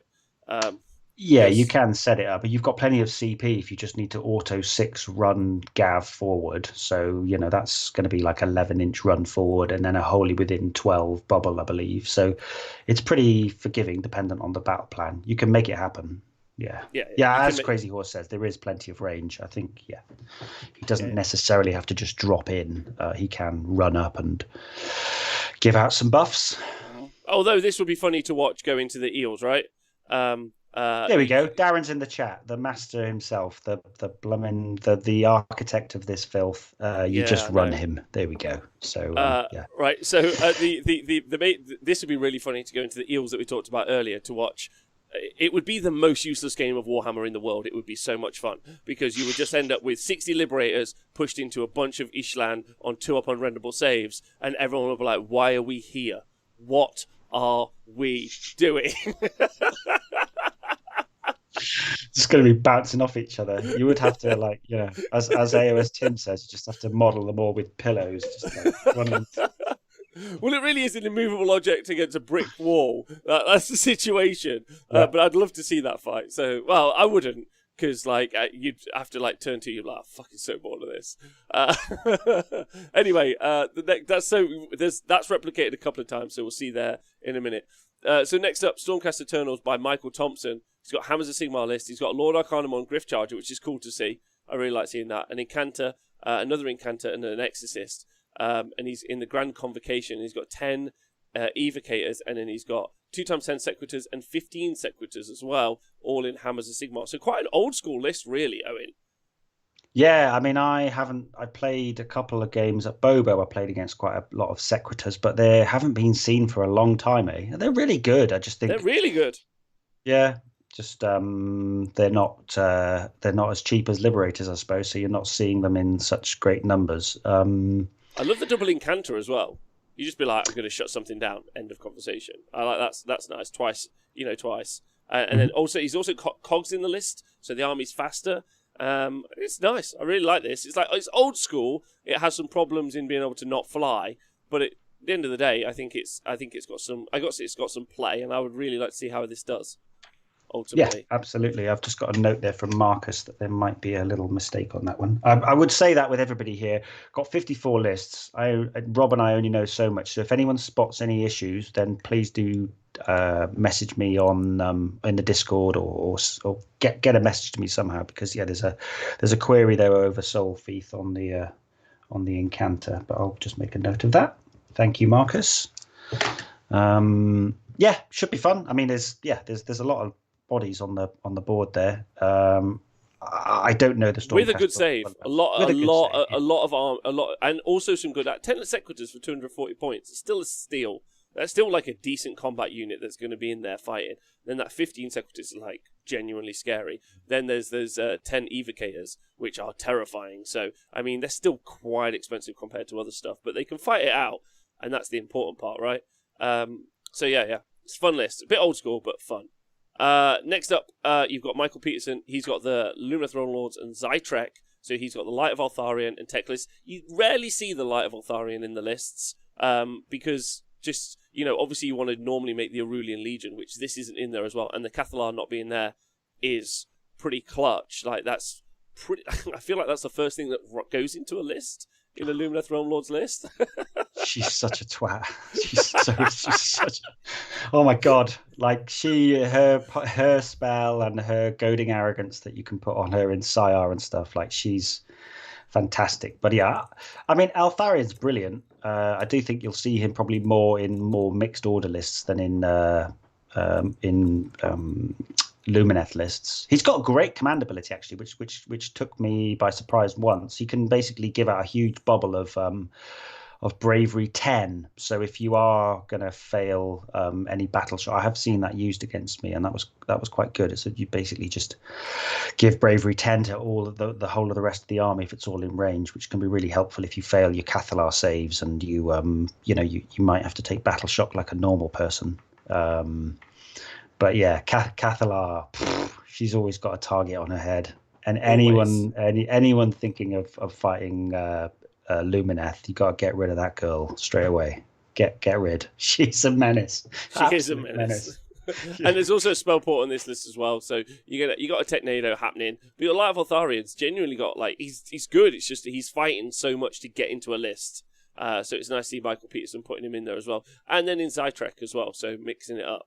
Mm-hmm. So next up, Matt Goddlesborough, the man. IDK, Futhwan, Volty with Voidal Darkness. Why is everyone doing this? It's such a trend. Then he's got Pointy Man, so the Soul Scryer. He's got 3x3 Ishlan Guard. He's got 3 of Morsar Guard, and then he's got 2 more sharks, 1 shark. But only one unit of the 2 sharks has got the net launcher. The rest have got the harpoons. And he's got 3x3 Aether Wings, and he's also got a Achillean Leviathan as well. So that Leviathan making it into almost every list at the moment, Owen. Yeah, and it's interesting that, there's a bit of a trend developing now. Obviously, the Eidolon is not something that's coming up too much, but definitely, 3x3 Aether Wings, a Leviathan, and then sort of 3 to 5 sharks with your usual eels as a supporting cast. That's come up a couple of times now. I don't know this too much, but all I know is that it's all got a bit better, isn't it, based on the synergies that you get and the extra save you get from the Leviathan. But he's kind of got the all the hot picks there: Cloud of Midnight, Void Chill Darkness, and ignoring the Rend on the Leviathan. So it's all very, very, very tanky now, isn't it? Very tanky. Like, really tanky. And then because normally it was playing a kind of like defensive, almost evasion type list with like very like Razor implementation of like power when it would get there, when it would project power. But now it's like, cool, because they're only waiting until turn 3. So that, like, they were playing a kind of like standoffish game until turn 3, which is why I think lists that did well just dogged on them like early. They just got right in their face and they were like, oh shit. Like, but now they're like, cool, I'm just like, I can defend myself until turn 3 now, so I don't care. Like, I can stop you piling in with your unit. That's huge. So you can charge, like, I can stop that happening. I can, like, I've got a super great save. So I think this is, it's a really good list. Again, I'm very excited to see how this whole army does and how people deal with that. Look at this gorgeous man, Math Mallow. What a legend. I still believe. Sylvaneth army. Alariel the Everqueen, Arch Revenant, Branch Wraith, and then he's got 1, 2, 3, 4, 5, 6 Spite Revenants. He's also got an Alapex with the net launcher, and he's got 6 Hunters and 2x3 Aether Wings as well in the Outcast Battalion. So since we've seen Sylvaneth ever try to play recently, a couple of like big inclusions since GHB and the Marathi book, those Aether Wings being super cheap, going in there as well, and then also that net launcher in to try and bring up the power level of that Sylvaneth army. Still, Alariel 600 points is pretty grim. You got any thoughts on this generally, Owen, as the Sylvaneth man? Uh, God, yeah, you say the Sylvaneth, man. I haven't played them for a long time, but yeah, he's got some good. He's picked out some of the best things that you can do there, and I do like the. I've been putting some Aether Wings in my lists because you're not having to commit sort of slightly more important units, and you don't have to rely on woods to teleport because we all know that you can't get any bloody woods down. But yeah, it's three times 5 tree revenants.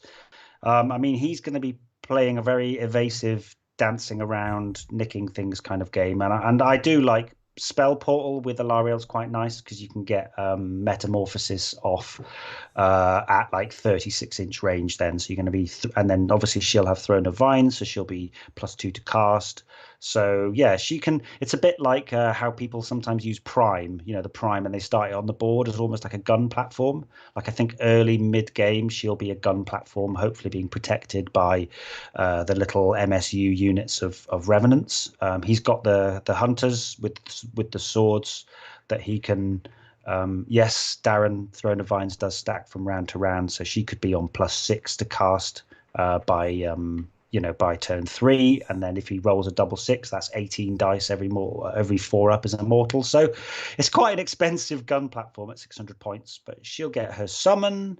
And then, yeah, like I say, he's got the threat of 6 hunters with swords who've been given +3 to charge. Is it +3 or +2 from Hive? I can't remember now. I think it's +2 actually. Yes, so he'll get +2 to charge. So, and they can re-roll it obviously because of Envoys of the Everqueen. So yeah, he's got a threat. He's got some stuff that's going to make you want to sort of go towards him because Alariel will just sit at the back. And then when it's time for the Queen to play, she can come out and the Beetle can, maybe do 5 damage. Maybe. No, I'm joking. Sometimes when she goes off, it's great. But yeah, does the Beetle hit on 4s? The Beetle hits on 3s if it's going into units of 5 or more models. Okay, all right, that's kind of better. That's a bit better, right? Like, you know that big beetle, right? You know that big beetle. So Mega Gargant, D6 mortal wounds to everybody after it finishes a charge. Mighty Skull Crusher, D3 mortal wounds if it finishes a charge. Yep. Alariel Everqueen, just D3 on a 4 up. So D3 on a 4 up. 600 points. You're welcome. Oh, look at Rabid Bunny in the chat. He's like, last time I played against Alariel, it killed my Frostlord and Huskard. Yes. Everyone's got such different experiences. Bless her. I'm really hoping some big changes come in Broken Realms, but I'm excited to see how Matt does with that, especially that inability to pile in from the Alapex. That's going to be, I think, something to talk about there, and then be able to block stuff up with Aether Wings. And those Kurnoth Hunters, end of the day, if they get into you, they can do some work. Yeah. And the thing with hunters that people often say is, oh, great swords have only got 1-inch range. But if you're teleporting them in, you can just line them up exactly how you want, and you make sure you get them all in then. And then you give them, he's got the Arch Rev, so you can give them +1 attack, and the Arch Rev doesn't need to be nearby. So those guys can pop off with 5 attacks each. That's 30 attacks, hitting on 3s, wounding on 3s, mortals on 6s, 2 damage apiece. Yeah, it's scary. Like, hunters are still really good. It's just getting them where they need to be is the tricky bit. Agreed. All right, so Marin King, he's got Daughters of Cain army with Calibron, so nice and different. So he's got the new Shadow Queen Morathi, so it'll be her first outing this weekend, so I'm excited about that. And then there's also a Slaughter Queen in there as well. Then there is, let me get this right, so there's 5 Life Takers, there are 10 Witch Elves, 10 more Witch Elves, 10 Sister Slaughter, 10 Bloodstalkers, and then there are 2 times 5 Liberators and a unit Adjudicators, and then a unit of Prosecutors as well. And they're in the Shadow Hammer Compact. You know about this, Owen, right? Sort of, yeah. This came up in a previous. This came up previously in a tournament. Basically, it's one of the old battalions that's in the Daughters book. So I believe it allows you to shoot or fight in the hero phase with the 2 units from the same battalion. So he's probably going to be shooting with the Bloodstalkers and the Adjudicators in the hero phase. That's the shtick there. There's no. So it allows you to. It allows you to what? Sorry. Here we go. In your hero phase, choose 1 Daughters of Cain unit from this battalion and 1 Stormcast Eternals unit from this battalion that are within 6 inches of each other. Both units can either make a normal move as if it were the movement phase, shoot as if it were the shooting phase, or pile in an attack as if it was the combat phase. Both. So then, so then you can shoot in the hero phase, and then you can use Morathi to shoot in the hero phase as well. Yeah. So you can triple shoot out of 1 unit. And Wow. also, the blood rights table for daughters doesn't specify phases. So it's like, is this Calibron? Okay, so yeah, you can basically you get all the reroll hits, and in Hagnar this would have all the reroll hits on like turn 3. So you get all those mortals on 6s, and you're rerolling everything, and rerolling ones to wound, I believe, once you get later into the blood rights table. So yeah, yeah, shooty, and he's got the Shadow Queen, who anyone who hasn't played the Shadow Queen yet, she smashes face now. She is a proper menace. Like, yeah, Yeah, big menace, and yeah, it's like, what? Yeah, yeah, that's really interesting. Really like that. Like, it feels light on bodies, obviously, because it's got a bunch of like, the Judicators or the Liberators, and the Prosecutors are basically taxed to go with the battalion to make this mm. work, but still super awesome. I really like that. So that's a fun battalion that's mixed in there as well. So that's good as well. Fun. Yeah, yeah. Are you into that? Yeah, I am. Yeah, and it's not the only time we're gonna see this. Yeah, and as Adam says in the chat there, don't discard the damage on Marathi Kane. Yeah, I've seen Marathi Kane just sit on an objective and get charged by 30 wardens and be like, "Well, screw you guys, I can't die, and I'm gonna take a." And she was killing like 3 wardens a turn. Yeah, little Marathi. She's a menace as well. Yeah, good. Okay. Yeah, and yeah, lots of moving parts there. That'll be fun to play and to play against. Lots going on. Agreed. So Marcus there, he's in the chat. I think he's got Santa Claus is coming to Shamon. Really like that name.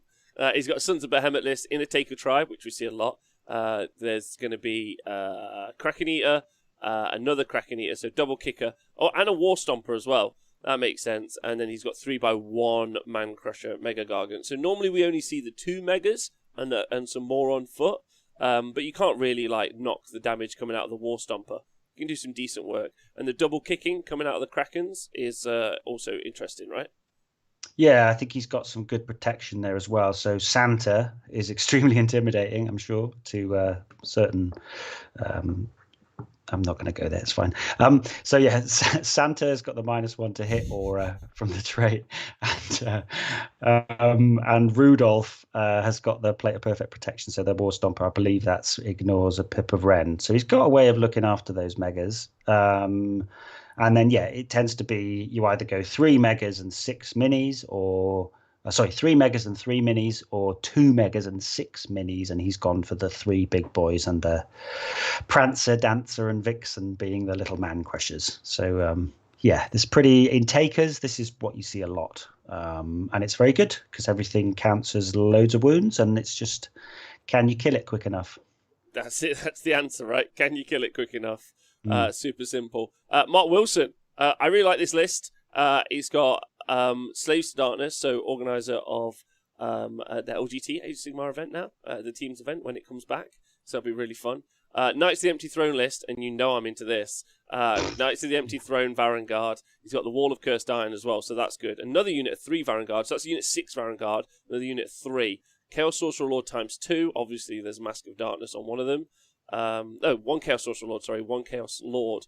And then 20 Marauders, 15 Chaos Warriors, 5 Chaos Knights, and then a Chaos War Shrine in the Plague-Touched Warband. I like the idea of using the Chaos Warriors to just tank to do mortal wounds in return. So basically any 6s to hit against or any of the things in the Plague-Touched Warband are going to cause mortal wounds back to you. And I love, because that's 30 wounds in that Chaos Warrior block, which you can do some, that's decent for trying to, create that effect. It's a good anvil, right? Oh yeah, and with the 5 up against the rune shields, and you maybe give them +1 save. I've seen Mark Brooks play something like this, and he had them as his front screen. So they're on they get a rerollable save for 10 or more models. So they're on give them the prayer, 3 up rerollable save, 5 up against mortals, and then a 6++ from the shrine. Yeah, that's a problem. And then he's got Mask of Darkness, so he can throw 20 Marauders into your backfield. And yeah, 6 Varangard. If people haven't played against these sort of Varangard builds, they are, oh boy, yeah, they're pretty spicy, right? With the Mark and Nurgle, you get them on a 2-up save. Again, you can give them the reroll from the Sorcerer Lord. Go in twice with the Lord. Yeah, it's it's legit. I think you do see sometimes you see double War Shrine over the knights, but I like the knights. And again, he's got we saw Nurgle knights do really well, I believe, for Rick in the Super Series, didn't we? With it in a plague touched. We did. Like, yeah. I mean, that's still like that unit of only 5 Chaos Knights is 15 wounds. So like it's tanky as hell, which I think is interesting. Then whoever the Chaos Sorcerer Lord chooses to make reroll saves, then like I mean that that Vanguard unit of 6 reroll saves, rerolls to hit, rerolls to wound, they could do horrific damage. And they're also Mark and Nurgle. They're in range of themselves. So like for the abilities, so like it's a cool list. It's a cool list. I feel like the Vanguard don't do quite enough damage. Like they're more. It depends, really. Like Darren says in the chat, they have got that once per game fight twice when you really want to push it. But you're still pushing medium.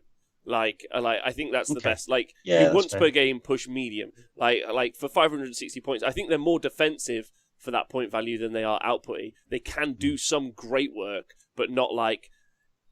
Yeah, anyway, I've not done brilliant with them, like in some of the combats I've been into. I wish that they were like just a little bit more outy, maybe outputty, maybe a bit more like a bit more rend or something like that. And they're only really that outputty because there's someone giving them rerolls to hit and rerolls to wound. So but ultimately, yeah, still a great unit. And I really like this list. This was actually in one of my out there but love lists because I still think there's loads of play here, and it would be really fun.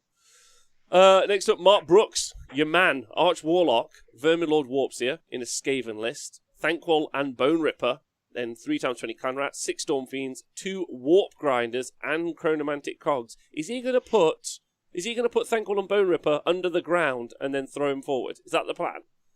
I reckon that could be Mark's plan. He always likes to do something fun.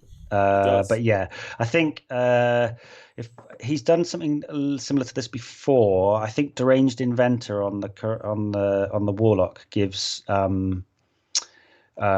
rerolls. He's in the chat actually. He'll confirm this, but I think the Deranged Inventor gives an aura of reroll hits, which means that you can keep the Storm Fiends off the board and then Warp Grinder them on.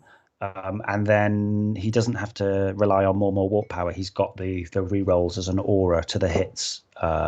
So yeah, I think that's his plan. And also, I think he's bringing Thankwall with his warp fire projectors just because he was expecting skinks. And seeing as we've got 560 on the day, then Thankwall could power up and flame on, baby, flame on. Flame on. Keeping him safe though before you get there, I think is the thing. You can't put Thankwall underground. I've just learned he's a monster. Thank you very much. But I mean, there's at least 2 major threats, right? The Storm Fiends and the Thankwall as well to do some work. Yeah, that's fun. A Vigor Dust Injector though, but no. Vigor Dust Injector. Oh, Vigor Dust Injector's not what? Wait, is that right? Isn't the Vigor Dust Injector for a War Machine? But there's no War Machine, or am I not seeing? Oh, I've got that wrong. Owen, you still there? Oh no, I've lost Owen. But there's no War Machine. Who are you going to Vigor Dust Inject? Is the real question. I think I've just lost Owen. Hopefully I haven't lost the Twitch chat. We're still here. You guys can hear me? Yeah, podcast guys. We all good? Oh no. Oh, we're still here. So it's just the O Master. I'll try and call him back and see what's going on there. Let's give this a try. Oh, I'm thinking of Viola the Fulminator. Thank you. I am thinking of that. I've got myself confused between the two. Ultimately. So I'll keep going, even though I miss my co-host because he's a babe. So then you've got... I've got to keep going. I can't pronounce this list either. Majeski? So he's got a Skaven Tide list. He's got Thankwall and Bone Ripper as well. Warlock Engineer and a Claw Lord. But then he's got 120 Clan Rats. The Doom Wheel, and has he got the Vigor Dust Injector as well? He does have that as well, but he doesn't have Viola the Fulminator, which is what I was thinking of, and he's got those 20 Scryer Acolytes, and I'm a big fan at the moment of those 20 Scryer Acolytes, really, really big fan, because they're so fragile, but there's so much output that you can push off them, and it's interesting to see, it's 2x40 Clan Rats and 40 Storm Vermin. Sorry. Polish names, am I right? I know. Owen knows how to say it. Can anyone like write how to enunciate Majewski? Fuck. Anyway, I'm so sorry, bud. Well, this is fun. This is fun because there's a lot of bodies. That 40 Storm Vermin is unwieldy, I found generally. There's also the Claw Lord nearby who's going to be able to help them out. But which I think is cool. I think that really helps. We're going through all the lists. Yeah, we are. So the next up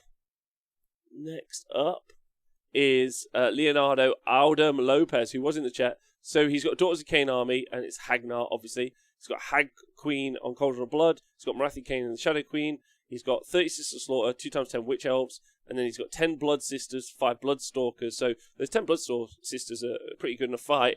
And then he's got the Geminids of Orgish. So really, not too dissimilar to lists we've seen in the past, but effectively Marathi Cain being in there, there being the Blood Stalkers and the Blood Sisters didn't usually see play, but now they're going to get to see play, which I think is, I think that's a very strong list. That's up there on my list of like very, very strong, very strong. The Sisters Slaughter are brilliant, and then that other unit of 10 Blood Sisters are some big punch with Marathi, and they're so survivable, obviously, because of the Hagnar buff, which is a thing. I'm just going to try and call Owen back.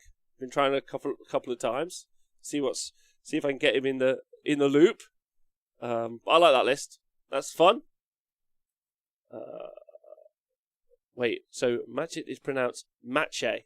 Okay, Matche. Thank you very much, Prop Joe. Appreciate that loads. Are we going to reverse order? We are going to reverse order. So Corin McKinney, he's got an Allegiance of Tzeentch army, which is a Host Duplicitous, Lord of Change, and he's got Blue Scribes, Changeling, load of pink horrors. 40 pink horrors in the Change Host. Fuck. And he's got Geminids, and he's got the Spell Portal as well. That's pretty scary. Blue Scribes, Lord of Change. Yeah. That's just a lot of wounds. And Host Duplicitous as well means you're not going to be able to, like, retreat from that army. Very strong. Very strong. It's right up there. And then Casper Agile, he's got a Tzeentch list as well. Host Arcanum with Archeon, Fate Weaver, Chaos Social Lord, and the Great Bray Shaman is such a cool pick. This went in for my very cool lists. He's got 10 pink horrors and 2x3 screamers. There's no battalion, but there is the Geminids, the Spellport, and the Darkfire Demon Rift. What's fun about this is that obviously that pre-game move on Archeon. Here we go. There we go. Hey, buddy. Hello, mate.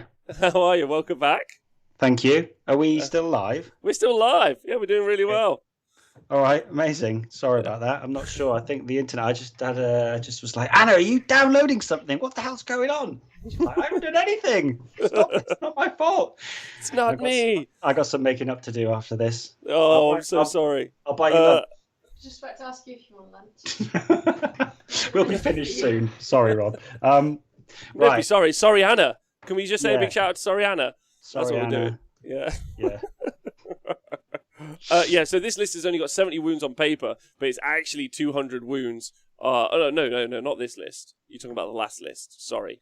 It only had 79 wounds on paper, but it's got 200 wounds of pink horrors, which is scary. Just talking about Casper's list, which is the Host Arcanum list with Archeon. I mean, yes. This is the one I've played against, and that cheeky little Great Bray Shaman. Woof. He's because Kairos can cast his spell, can't he? He can. And do the old get over here thing. Just drag a unit over. So it's devolve, right? Yeah, that's right. Yeah.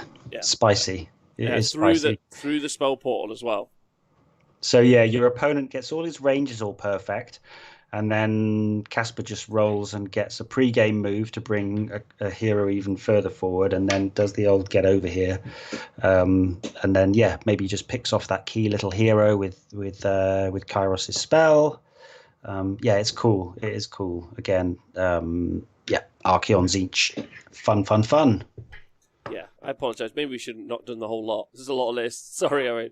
It's okay, man. Well, just rattle through, shall we? Because I think that there's a lot of similar stuff, right? So we can kind of Yeah, like George Castillo's list, he's got Teklar, Cathalar, he's got some Sentinels and some Wardens, he's got the Aurelian Legion. We've talked about it before in the Spell Portal. It's a cool list, we've seen it a few times, that's in Sire.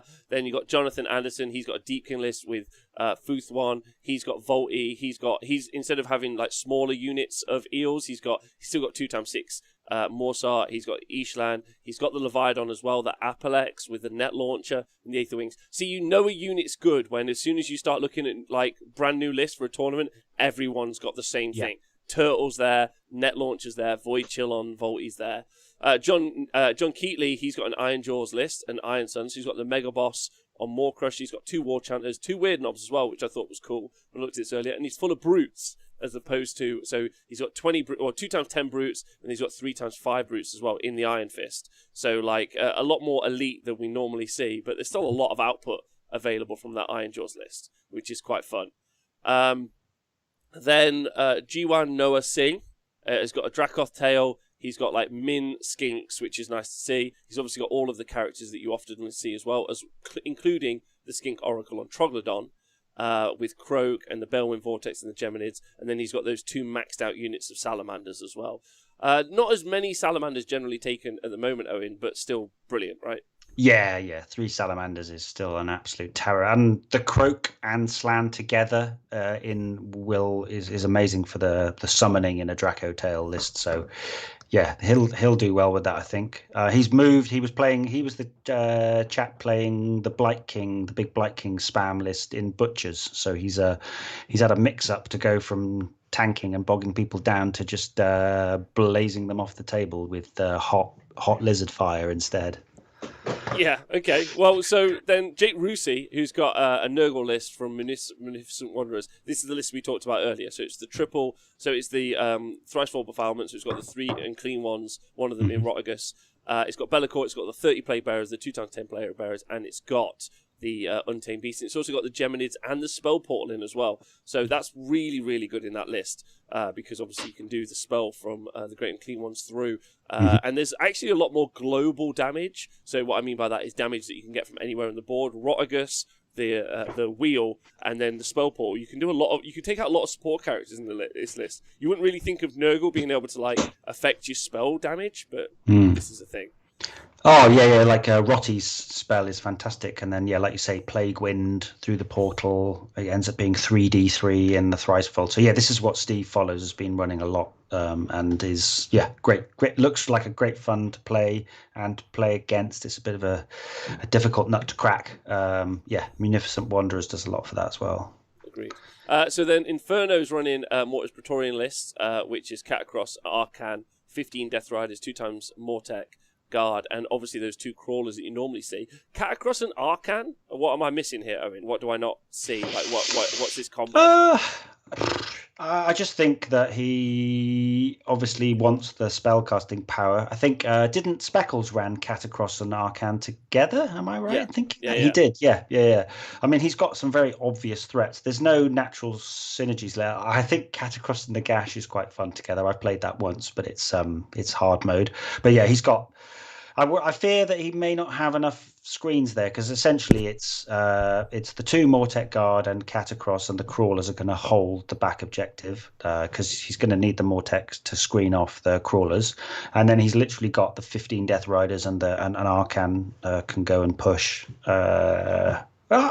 Arcan's okay, but he will die quite quickly, I think. But yeah, maybe Arcan's in there just to double down on the healing. He's got lots of healing there from Catacross and Arcan to keep those units topped up. But yeah, it's quite difficult. Like if he's got stuff that can deep strike into him, or kind of board edge deploy, like come on the board edge, then it may be quite easy for opponents to tie up the Crawlers. That would be my fear there. But he's gonna have fun playing it, and 2 Crawlers is amazing. So always. Yeah. Like start there, don't you? Then work backwards. So then Hippie Chef is running a Fleshy Courts list in Hallowmorn, which is cool. It's an Art Regent, Ghoul King on Terrorgeist, obviously. Then there's also a Vargulf Courtier and a Crypt Haunter Courtier, which is interesting. Then there's 30 Crypt Ghouls. There's 6 Crypt Horrors, 10 Crypt Ghouls, and 3 Kit Flayers, all in the Royal Mordants. The Chalice of Ultron, which is always in there, is there, and that extra command point. So he starts off with 2 command points at the start. That's interesting, right? A little bit different than you normally see. And those Crypt Horrors, that's an interesting pick, ultimately, in that army. I think they're good value. They're really good value at 130 points for 3. I have to admit, I don't even know what Hollow Morn does. You never see it. So, I'll be interested to read up about that after the show. But it's got a big monster on a Terrorgeist. It's got some good spell casting. It's obviously got the summoning. And as opposed to sort of like the Gristlegore list, was it Gristlegore? The list we saw that won at the weekend. Yes. It seems to have put a little bit more on the board at the start. Some of these lists rely on the big monsters, and then they want to summon everything else on. But I quite like seeing a block of 30 ghouls and 6 horrors and some flayers. Like, they're going to start on the board and be able to cap the objectives early. I don't know a great deal about the finer points of this. I don't know what the Corpse Fane Gauntlet does, but it sounds cool. And the Bilious Decanter. God, I love that. Right, so the next up, Harrison Sikath, he's got a Glue Strike Gits list, which is Loon Boss on Mangler Squigs, a Fungoid Cave Shaman ×2, Loon Boss on Giant Cave Squig. This is obviously the Jaws and Mork list that we saw released from White Dwarf, Web Spinner Shaman, Loon Boss, 40 Stabbers, 2x5 Squig Hoppers, 5 Loon Smashers, and then it's 2x10 Boingrots and the Mangler Squigs. He's got Scuttle Tide, and he's got a Quicksilver Sword. So he hasn't gone for any of the battalions that came up with that White Dwarf as well. He's just gone for as many bodies as he can get on the board. And he's got a lot of magic phase output there, like the double Fungoids, the Web Spinner, and he's got a lot of buff pieces on there as well. So he's obviously got the Loon Smashers. But he hasn't got any of the other elements. I'm not sure the Boingrots are still worth their points, truthfully, but it's a fun list. But everyone in the world has tried to do really well with that. So my outside pick for Harrison, if he ends up taking the event out, I'm going to clap. Big round of applause from me if he does that. Greg Shelton has a more traditional Flesh Eater Corpse list in Blisterkin, Abhorrent Art Regent, Ghoul King on Royal Terrorgeist, and then he's got the Vargor Courtier. And then he's got 9 Crypt Flayers, 2x10 Crypt Ghouls, and then 3 Crypt Horrors, and the Corpse Cart for the plus to cast, and in Royal Mordants. And then he's got the Horrorghast as well, and that extra command point. So he's looking to drop the Bravery and use those Crypt Flayers to scream at people. Those 9 Crypt Flayers are 510 points. Not cheap. Yeah, it's pretty wild. I think Mordants, if I'm not mistaken, he ran a list like this at Sheffield Slaughter, actually. Greg was at Sheffield Slaughter with something like this. And yeah, Grim Garland, I believe, is -2 Bravery from the Terrorgeist, and then another -2 from Horrorghast. And then Mordants gives him a hero phase move. So those Flayers naturally move 12, I want to say. Blister Skin is +2, so they can go 24 to 30 inches or 24 to 28 inches and then charge. So yeah, those Flayers can go super deep. 9 Crypt Flayers is a scary thing. I played with some in a mixed list recently, but yeah, and I think he knows what he's doing there. He's obviously got we talked about the Corpse Cart in there for the casting to get those clutch spells off, like Spectral Host, and he's got decent anti-shooting tech with the Eye of Hish, because that gives a bubble of -1 to hit. And then obviously the smaller heroes get another -1 to hit, so he's going to be able to protect himself a little bit from the alpha shooting. So yeah, cool. I think, and he's well drilled with that, so I expect Greg to do well at the weekend. Agreed. Eric Forsberg has got a super cool list. Ossiarch Bone Reapers, this is one I'll be looking out for. Staliarch Lords, he's got Liege Cavalos, but then he's also got Nagash in there as well. Then he's got the 2x5 Death Riders and the 15 Death Riders. It's a 480 point unit. And then he's got Chronomantic Cogs. So this is all go, all smash. Owen, you're best on this. What do you think? I'm just really happy to see Nagash on the table again.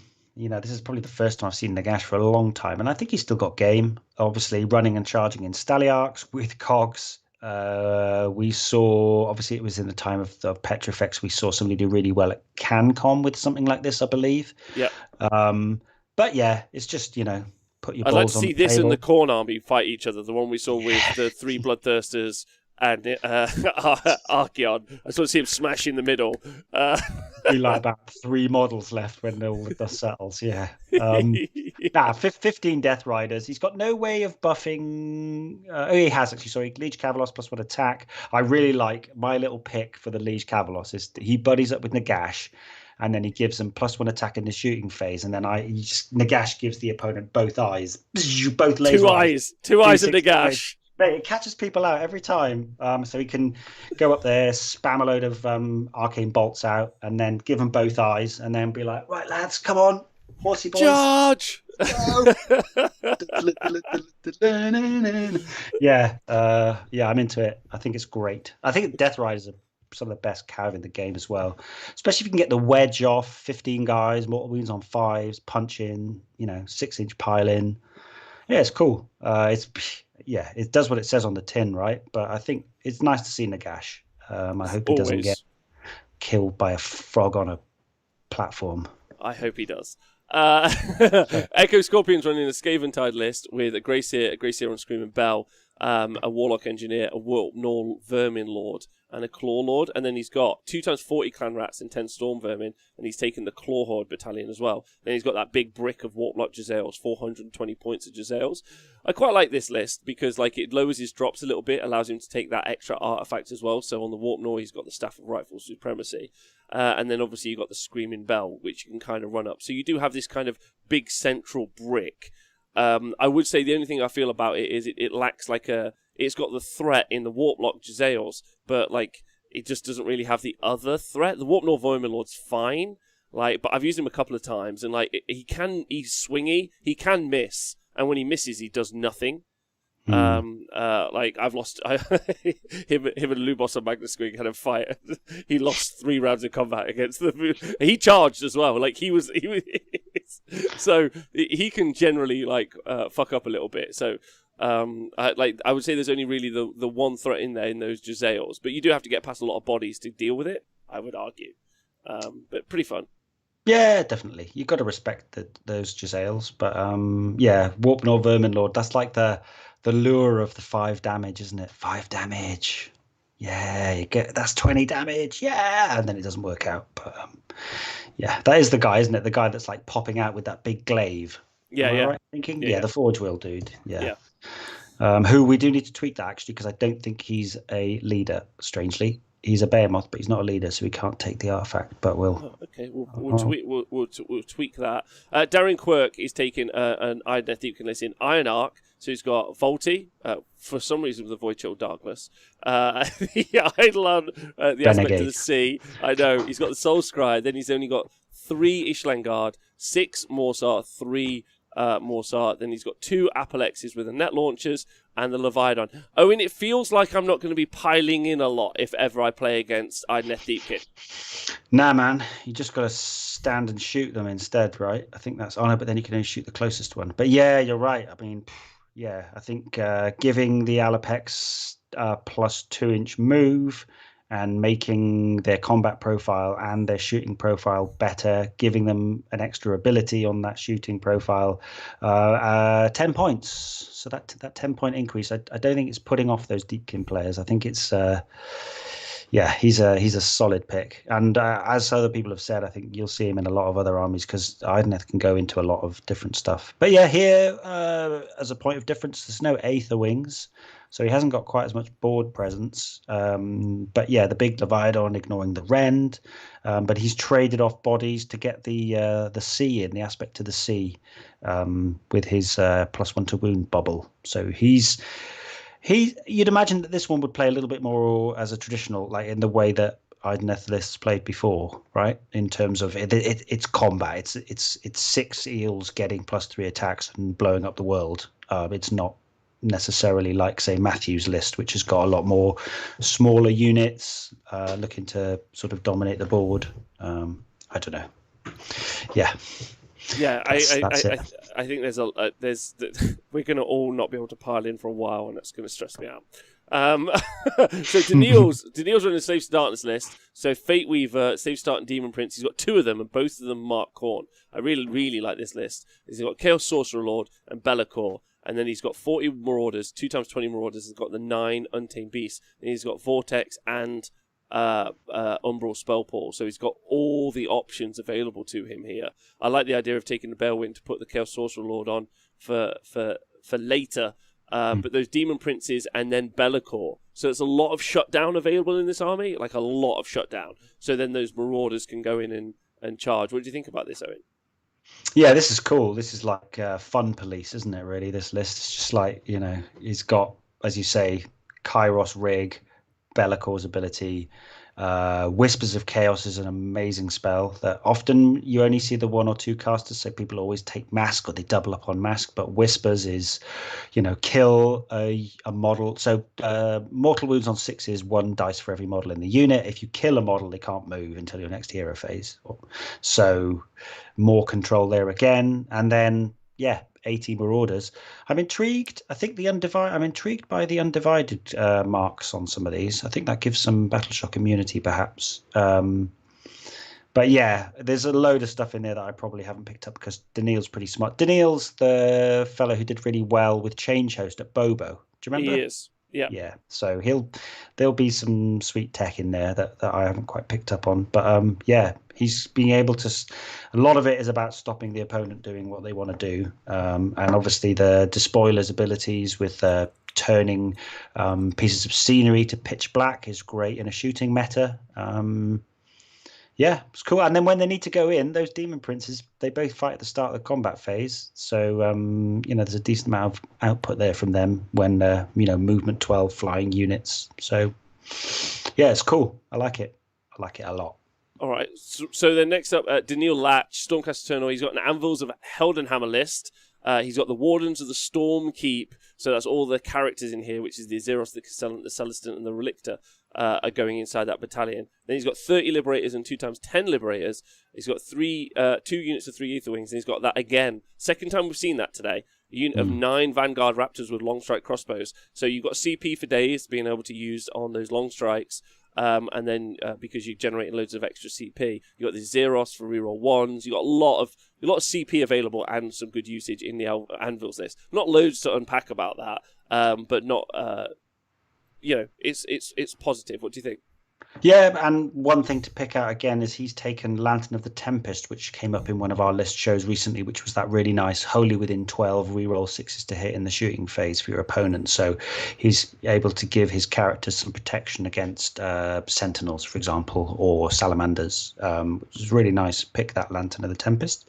It seems to be halfway house. He's got some output from the Raptors, but he has got that brick of 30 libs as well. It'll be interesting. It's the same thing with a lot of these Idoneth lists. There's sort of the cores the same, and then people are just experimenting around with how to, the best mix of component parts, to fill out battalions, etc. It'd be interesting to see who comes out on top out of all these Stormcasts. But Anvil's obviously shooting twice again with the long strikes, so that's a problem. So yeah. So Clay Froshaw. With an allegiance Tzeentch list. That's how you say it, right? You also you weren't here for all the Polish names as well, so it broke my heart. I was like just butchering them. I tried hard though. I'm sorry, Polish bros. Sorry bros. Anyway, he's got Tzeentch list, Host Arcanum. I think we've talked about something very similar like to this before. He's running an Aether Eater host. So basically, if he unbind some spells, he's going to be able to heal D3 wounds onto some of his spellcasters. Also, you're able to unbind a spell from a unit of Screamers, which I think is quite interesting, especially for some early throw down the board sort of a situation. So he's going to shut down spellcasting quite a bit. He's got Fate Weaver, he's got the Fate Skimmer, he's got the Changecaster and the Fate Master. And then he's got those 6 Flamers, those 3 Flamers, 2 units 10 Blue Horrors, and the Exalted Flamers as well. I mean, you really, the thing to talk about a little bit, and this is in Host Arcanum as well, so stuff can move and everything else. The thing that I stress about the Tzeentch list is, yes, the Flamers are always in the list, but where really do you expect their output to come from if you take the Flamers away? The book doesn't have loads of damage, really, apart from in the spellcasting phase, and it's quite short range. So whenever I see the Flamers, I'm like, but then I'm also like, what else would you take? Archeon. I think that's what other people are taking, right? Yeah. Okay. I think in the other lists we've seen, I think cut a couple of heroes, change the hero loadout, and then stick in the big man. I think that's the way that people seem to be going. because he's got insane output when he's sort of built and buffed correctly. One thing to note, though, I mean, Christ, I picked out that there's 4 Archeons. How many Kairoses are there at this event? He's popping up everywhere. Yeah, there is a lot. Maybe as many Kairos as there are sharks. But yeah, brand new world. Chris Houston's got my pick of the most hilarious list. Fangs Isotek, Croak, Banner Bearer with the Astroloth, Skink Star Priest, Skink Star Priest, 2 times Skink Priest. He's got 2 times 5 Saurus Guard as well, which I really like. And then he's got 160 Skinks. Yeah, he doesn't have the Balewind. Yeah, he doesn't have Geminids. He's like, I don't need that shit. Yeah, he's just like, I'm loaded. I love this list, Owen, because it's just balls to the wall. Like, you hate Chris this doesn't list, want to you? win. He's just here to make friends, right? That's what you look. That's what you see when you see this list. Fucking hell, it's fucking insane. How you feeling about that? Big vibes. Having played Fangs recently and had Archeon charging and then pissing off and shooting him it's really good, right? It's really, really good. It's got, I was going to say it's got no screens, but I suppose 140 is a screen, and then the 340s just sit there and soak up all the buffs. He's got redundancy from his heroes. He's got summoning. He's got teleporting. He's obviously sacrificed the endless spells and the Balewind because he's confident that his 160 guys, which is going to be 320 shots. He's confident that they're going to do the work. I mean, wow. Also, just takes up a load of board space, right?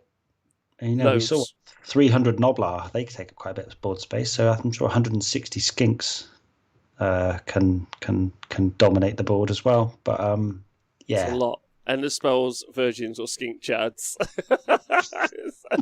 Anyway, Chris Hernandez got another Seraphon list, but this one's Thunder Lizard. It's only got the 1 Bastillodon, which I think is interesting. He's also got the Shadow Strike Temple Host. He's got 3 Rippers. He's got 2 times 40 Skinks, and then 10 more Skinks. Then he's got Star Priest, a Starseer, a Skink Priest, Stegodon with Skink Chief, so it's all the buffs.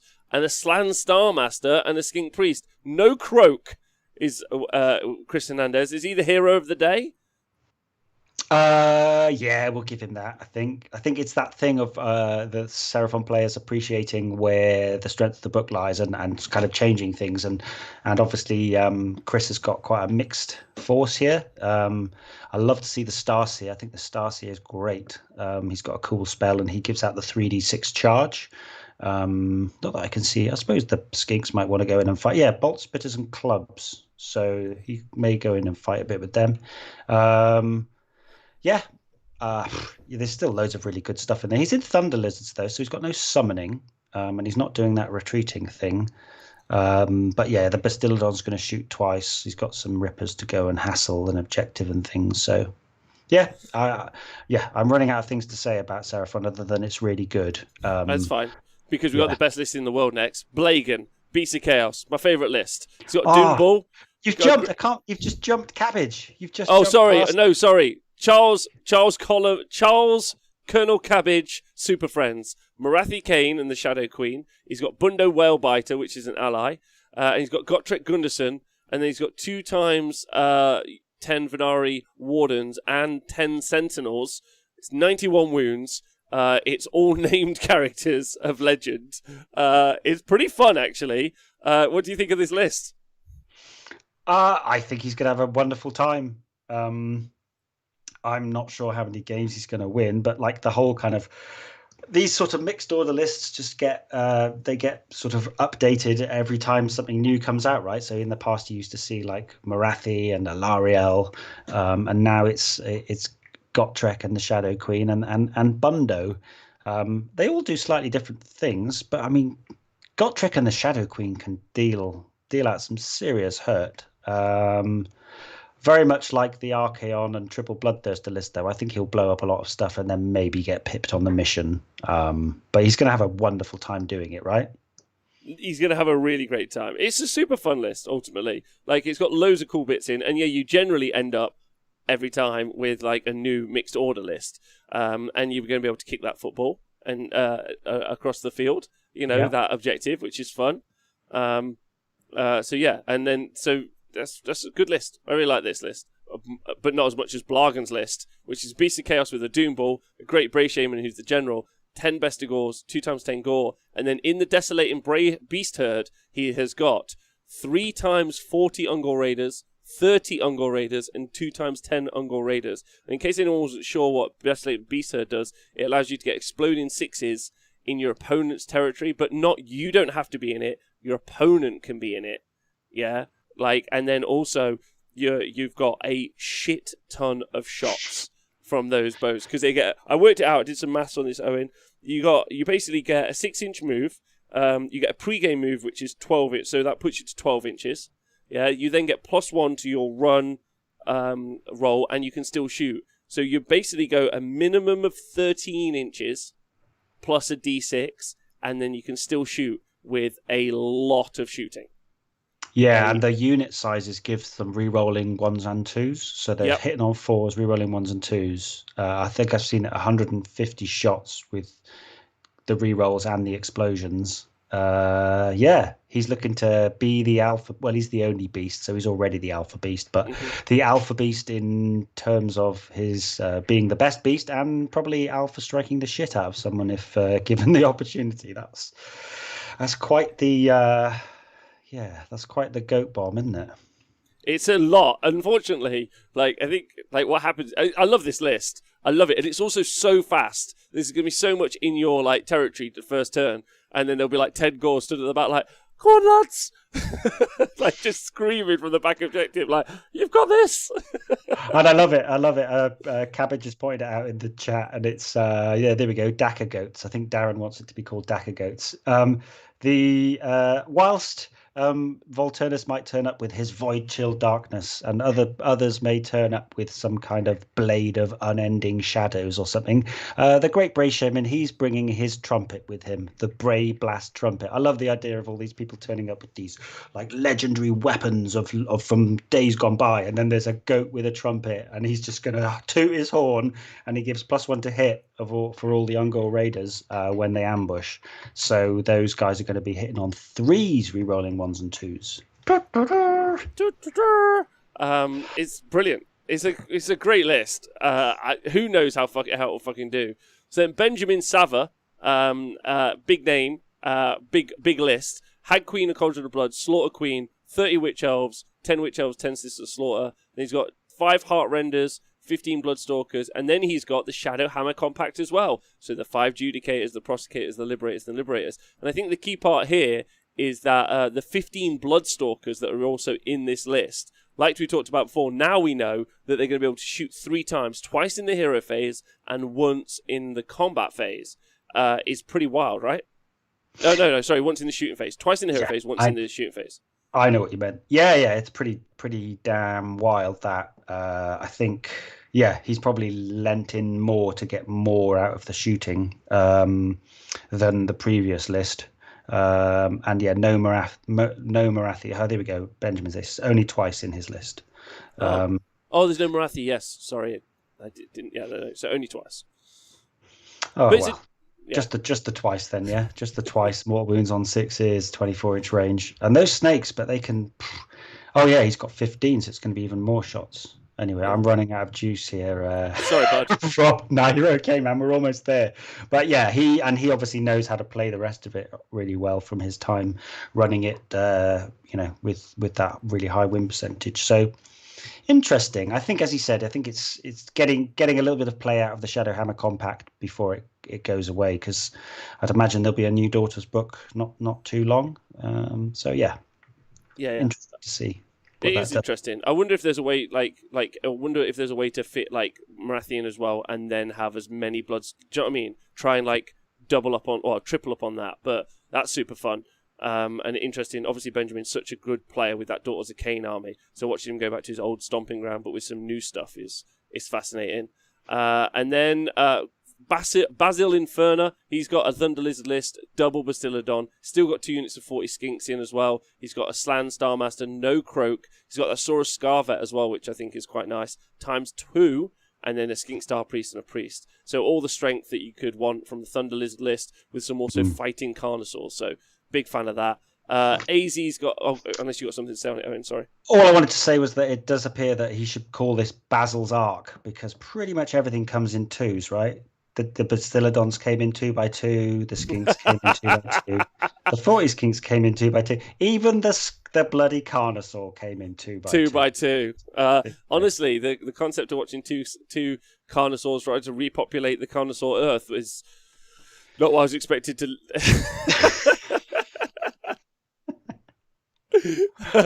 And then you got a Savage Big Boss. Sorry, AZ is running a Bone Splitters list, which is Icebone, like we talked about previously. Big Boss, Weird Knob, Wardock, and Wardock. Then he's got 2x Savage Uruk, Araboys, 2x Savage Boar Boy Maniacs, and 2x10 Savage Boar Boy Maniacs as well. And he's got the Snagger Rook and the Cunning Rook. So pretty similar-ish to what we saw earlier, but not a one-drop, right? Yes, exactly. He's obviously traded off drops to get some more boys in there, and he's obviously Icebone, which was pointed out. Yeah, he gets 6s to hit, -1 rend. Or it might be 6 to hit or 6 to wound. Yeah, but he's got more lads, but more drops. Yeah, I'm going to play in a very similar way to the other Bone Splitters that we've. And this is AZ, who's been playing the 1-drop shoot cast, so he's very much having he's having a different Warhammer experience this weekend, and good on him. So I mean, he's still got some shooting, right? And like James is saying in the chat, those Savage or Arrow Boys can be Rend 2 in the right situation, so that's useful as well. Still some shooting, like significant amounts of shooting, and some good bodies on the board as well. Just trying to wrap it up. Antu's got a Daughter of Cain list with Hagnar, so Antu obviously doing super well. He won last Hammertime, did he not? No, yes. No. He has been running ogres a lot, but no, that was Pask who run last time. But yeah, Antu always does well, and he always brings different stuff. The thing I like here is he's got 15 life takers, so looking to get some work out of those combat harpies. And again, no battalions, but lots and lots of crazed blood-soaked sisters. So he's got 30 sisters, 30 witches. The Shadow Queen, Hag Queen on Cauldron of Blood. It's very similar to what we used to see actually in the past, just without the battalion. And yeah, nice to see. I thought perhaps he's going to start with some life takers on the board, and the little unit of 5 are going to stay off. Yeah. I'd agree. Yeah, he'll do well. He always does well, and it's really good. It's really strong. I think this is a particularly good one personally, because it's Hagnar with it's the new Marathi, and then it's those 30 Witch Elves, 30 Sister Slaughter, and then the Heart Takers as well. And then finally, no, not finally, Alan Jones. Big shout on this. A Lethician Defenders list. He's got an Eidolon and Mathlan in there. He's got a Soul Scryer. He's got an Incantor and a Battlesmith. He's got a Rune Smiter, and then he's got 3x10 Arcanauts. He's got 3 Sharks with the Razor Shell Harpoons, not with the nets. Although maybe one of them has a net, right? Like, I don't know if you can do that on War Scroll Builder. Then he's got 20 Hearthguard Berserkers, and he's got 3 Ishlan Guard. So it's a bunch of like deep striking stuff knocking around the board, and it's super fun. It's almost mixed order, but it's got its own little abilities. You got any thoughts on this? Yeah, I mean, I know Alan, he always likes to play different stuff, so yeah, it's interesting. He's obviously Lethician Defenders. There's a lot of praying, and I think there's ways of improving the save. Yeah, I would have to dig in to know a bit more, but obviously the Smiter can stay off the board and tunnel up with the Hearthguard Berserkers, so yeah, he's got that nice threat. And then obviously, as you said, the Soul Scry will go off the board, perhaps with the 3 Sharks or the Guard. So yeah, it's going to be pretty thin on the ground when the game starts. But yeah, it looks fun to play. I don't have a huge amount of insights on this, but it's there's a lot of deep striking I think is going to occur here, which people aren't going to see. I think is going to be the key part, and having those units move around. I think this is a really fun one. To like deep dive, but ultimately I don't think it's necessarily got all of the overlapping buffs on itself. It's more like unique pieces playing their own way as opposed to really supporting each other, if that makes sense. Yes. So, yeah, so you're just plugging units in. And of course, finally, the Warhammer Freedom Fighter himself, Mr. Adam Mumford, he's got his Stormcast Eternals list. So again, another Darum TM here in the Stormkeep Patrol and the Wardens of the Stormkeep double battalion. So he's got the 2x30 Liberators, he's got the Gav Bomb, the Veritant, the Incantor, the Relictor, and the Castellan. So we pretty much talked about this before. Same thing. And seeing it twice at the event, it's going to be interesting to see, pretty much the same build, how it does like over multiple games, right? 2 different generals piloting very similar lists. You and me have both played against this. I think it's got some strength to it. What do you think? Yeah, I think it will be interesting to see who can get the most out of it, and also probably be interesting to see that even though they're built quite similarly, see what they beat and what they lost against, or on the missions, and that'll probably yes, get to the chopper saying, please let them get matched together, like the ultimate tin can pillow fight in the middle of the board. Fucking 3 hours of dung, dung, dung, dung. Oh God. We'll have to see. I think if people have got outrageous output, then they can break through the golden cuddle that all those libs are putting on you. One thing actually that we hadn't talked about, which is for the weekend, I've standardized the maps for everybody. So hopefully it's going to give a bit more validation to the results, because everyone's playing on a level playing field, and that'll mean that when we do look at these Stormcast lists, or perhaps the 2 Shadowhammer compact lists, or we can make some more sort of valid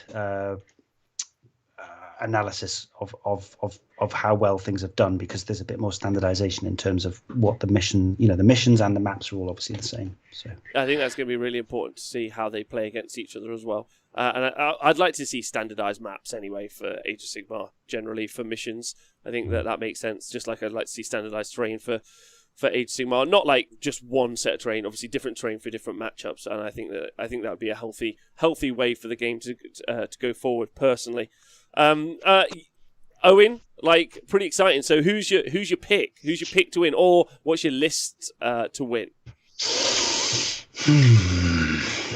I'm gonna say Philip's Sire list. Philip Cartier's Lumineth Sire list. It's not necessarily the kind of the sort of flashiest choice, but I think in the hands of a good general with no KO and no cities, I think that'll do really well. As a side, I'd love Orkman to maybe we'll get Orkman on for Nathan to have a bit of we'll see what his round one. Oh, that's a good point actually, Rob. I didn't tell you about this.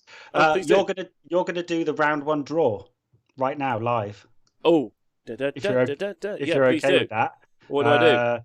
So basically, if you go to Tabletop TO and you've got admin access, and then the big blue button is create matches. Oh, create matches. Yep. There we go. Just hit round that 1. button. Just generate matches. Yeah. Done it. Success. So let's go find out who's playing who. Morgoth's playing Jonathan Anderson. Mark Brooks. Oh, Skaven versus Mark. That's great. That's super fun. That's going to be interesting. So that's going to be the Skaven versus the Sons of Behemoth. Joe and Noah Singh is playing what? Seraphon. He's playing Tobias. I'm not sure. I can't remember. I know Jorge is. That'll be Lethisian Defenders versus Lumineth, table 4. I think that's a Tzeentch off on table 5. I think Inferno's running Tzeentch, maybe. Maybe Bone Reapers. Oh god, there we go. Look at that. I've given Cabbage. He's got to play my pick, Philip. So it's going to be Gotrek, a Gargant, and Marathi versus Teclis's Legion, which would be interesting. Stuart, Iron Gutsman. He's going to play against the Gits. He's playing against the Gits. That's going to be that's a destruction off. That's fun. I like how you're already Tabletop TO is already trying to take destruction out of the running. Bastards. Ridge Hanna is going to be played by Michael Peterson. That's fun. Pete Ludlow versus Stephen Gamur. Chris Hernandez versus Vito. Mark Wilson versus Victor. That's fun. I've spotted a doozy. I've spotted a great one. What is it? Matt Goldsborough versus Pietari. So that's Eiseneth Deepkin mirror match, turn 1, game 1. Oh, two good players. Oh no, you can't pilot. No, you can't pilot. Holy no, shit. You can't pilot. So it's like 2020. We've gone from seeing no Leviathans. There's going to be 3 Leviathans on one table. Yes. Oh my god. And then, Stephen Follows versus Blagan. That's a good one. So that's going to be the Zinch Archeon versus the Goat Daka list. Yeah, look at that. Yeah, there we go. Fun. Yeah. Very fun. Okay, congratulations. So we'll be doing coverage of this on Sunday. Yes, indeed. Sunday from about 12 o'clock. Very, very much fun. So do join us here for that. It's going to be a fun time. We'll put some stuff up on the socials. Honestly, Owen, I feel like we should have done the thing that you suggested. That's my fault. Like I've messed this up for us. I'm sorry, but like I've had a nice time. Maybe for the benefit of my relationship, I should have been. We'll figure that out. Oh, look at that! I stopped and I was on page 69 of my Lumineth Realm Lords battle tome the whole way through that. Amazing. Sorry, I think I need some food. Right. Thank you to everyone who's listened live. Owen, you're brilliant. Twitch chat, you're great. Do join us. We'll put some links. It's also 1420 in the chat. Just saying, Owen. Hashtag blaze it. Thanks everyone for listening. It's been brilliant. I'm looking forward to the matchups this weekend, and we'll talk to you guys soon. Owen, any shout outs? Anyone you want to big up? Just shout out everyone who's coming to Hammertime, everyone who's supporting it, having a wicked time. I'm glad I can make people happy. That's what I'm all about. So yeah, shout out to Hammertime crew. You're a superstar, and as always, fuck you buddies.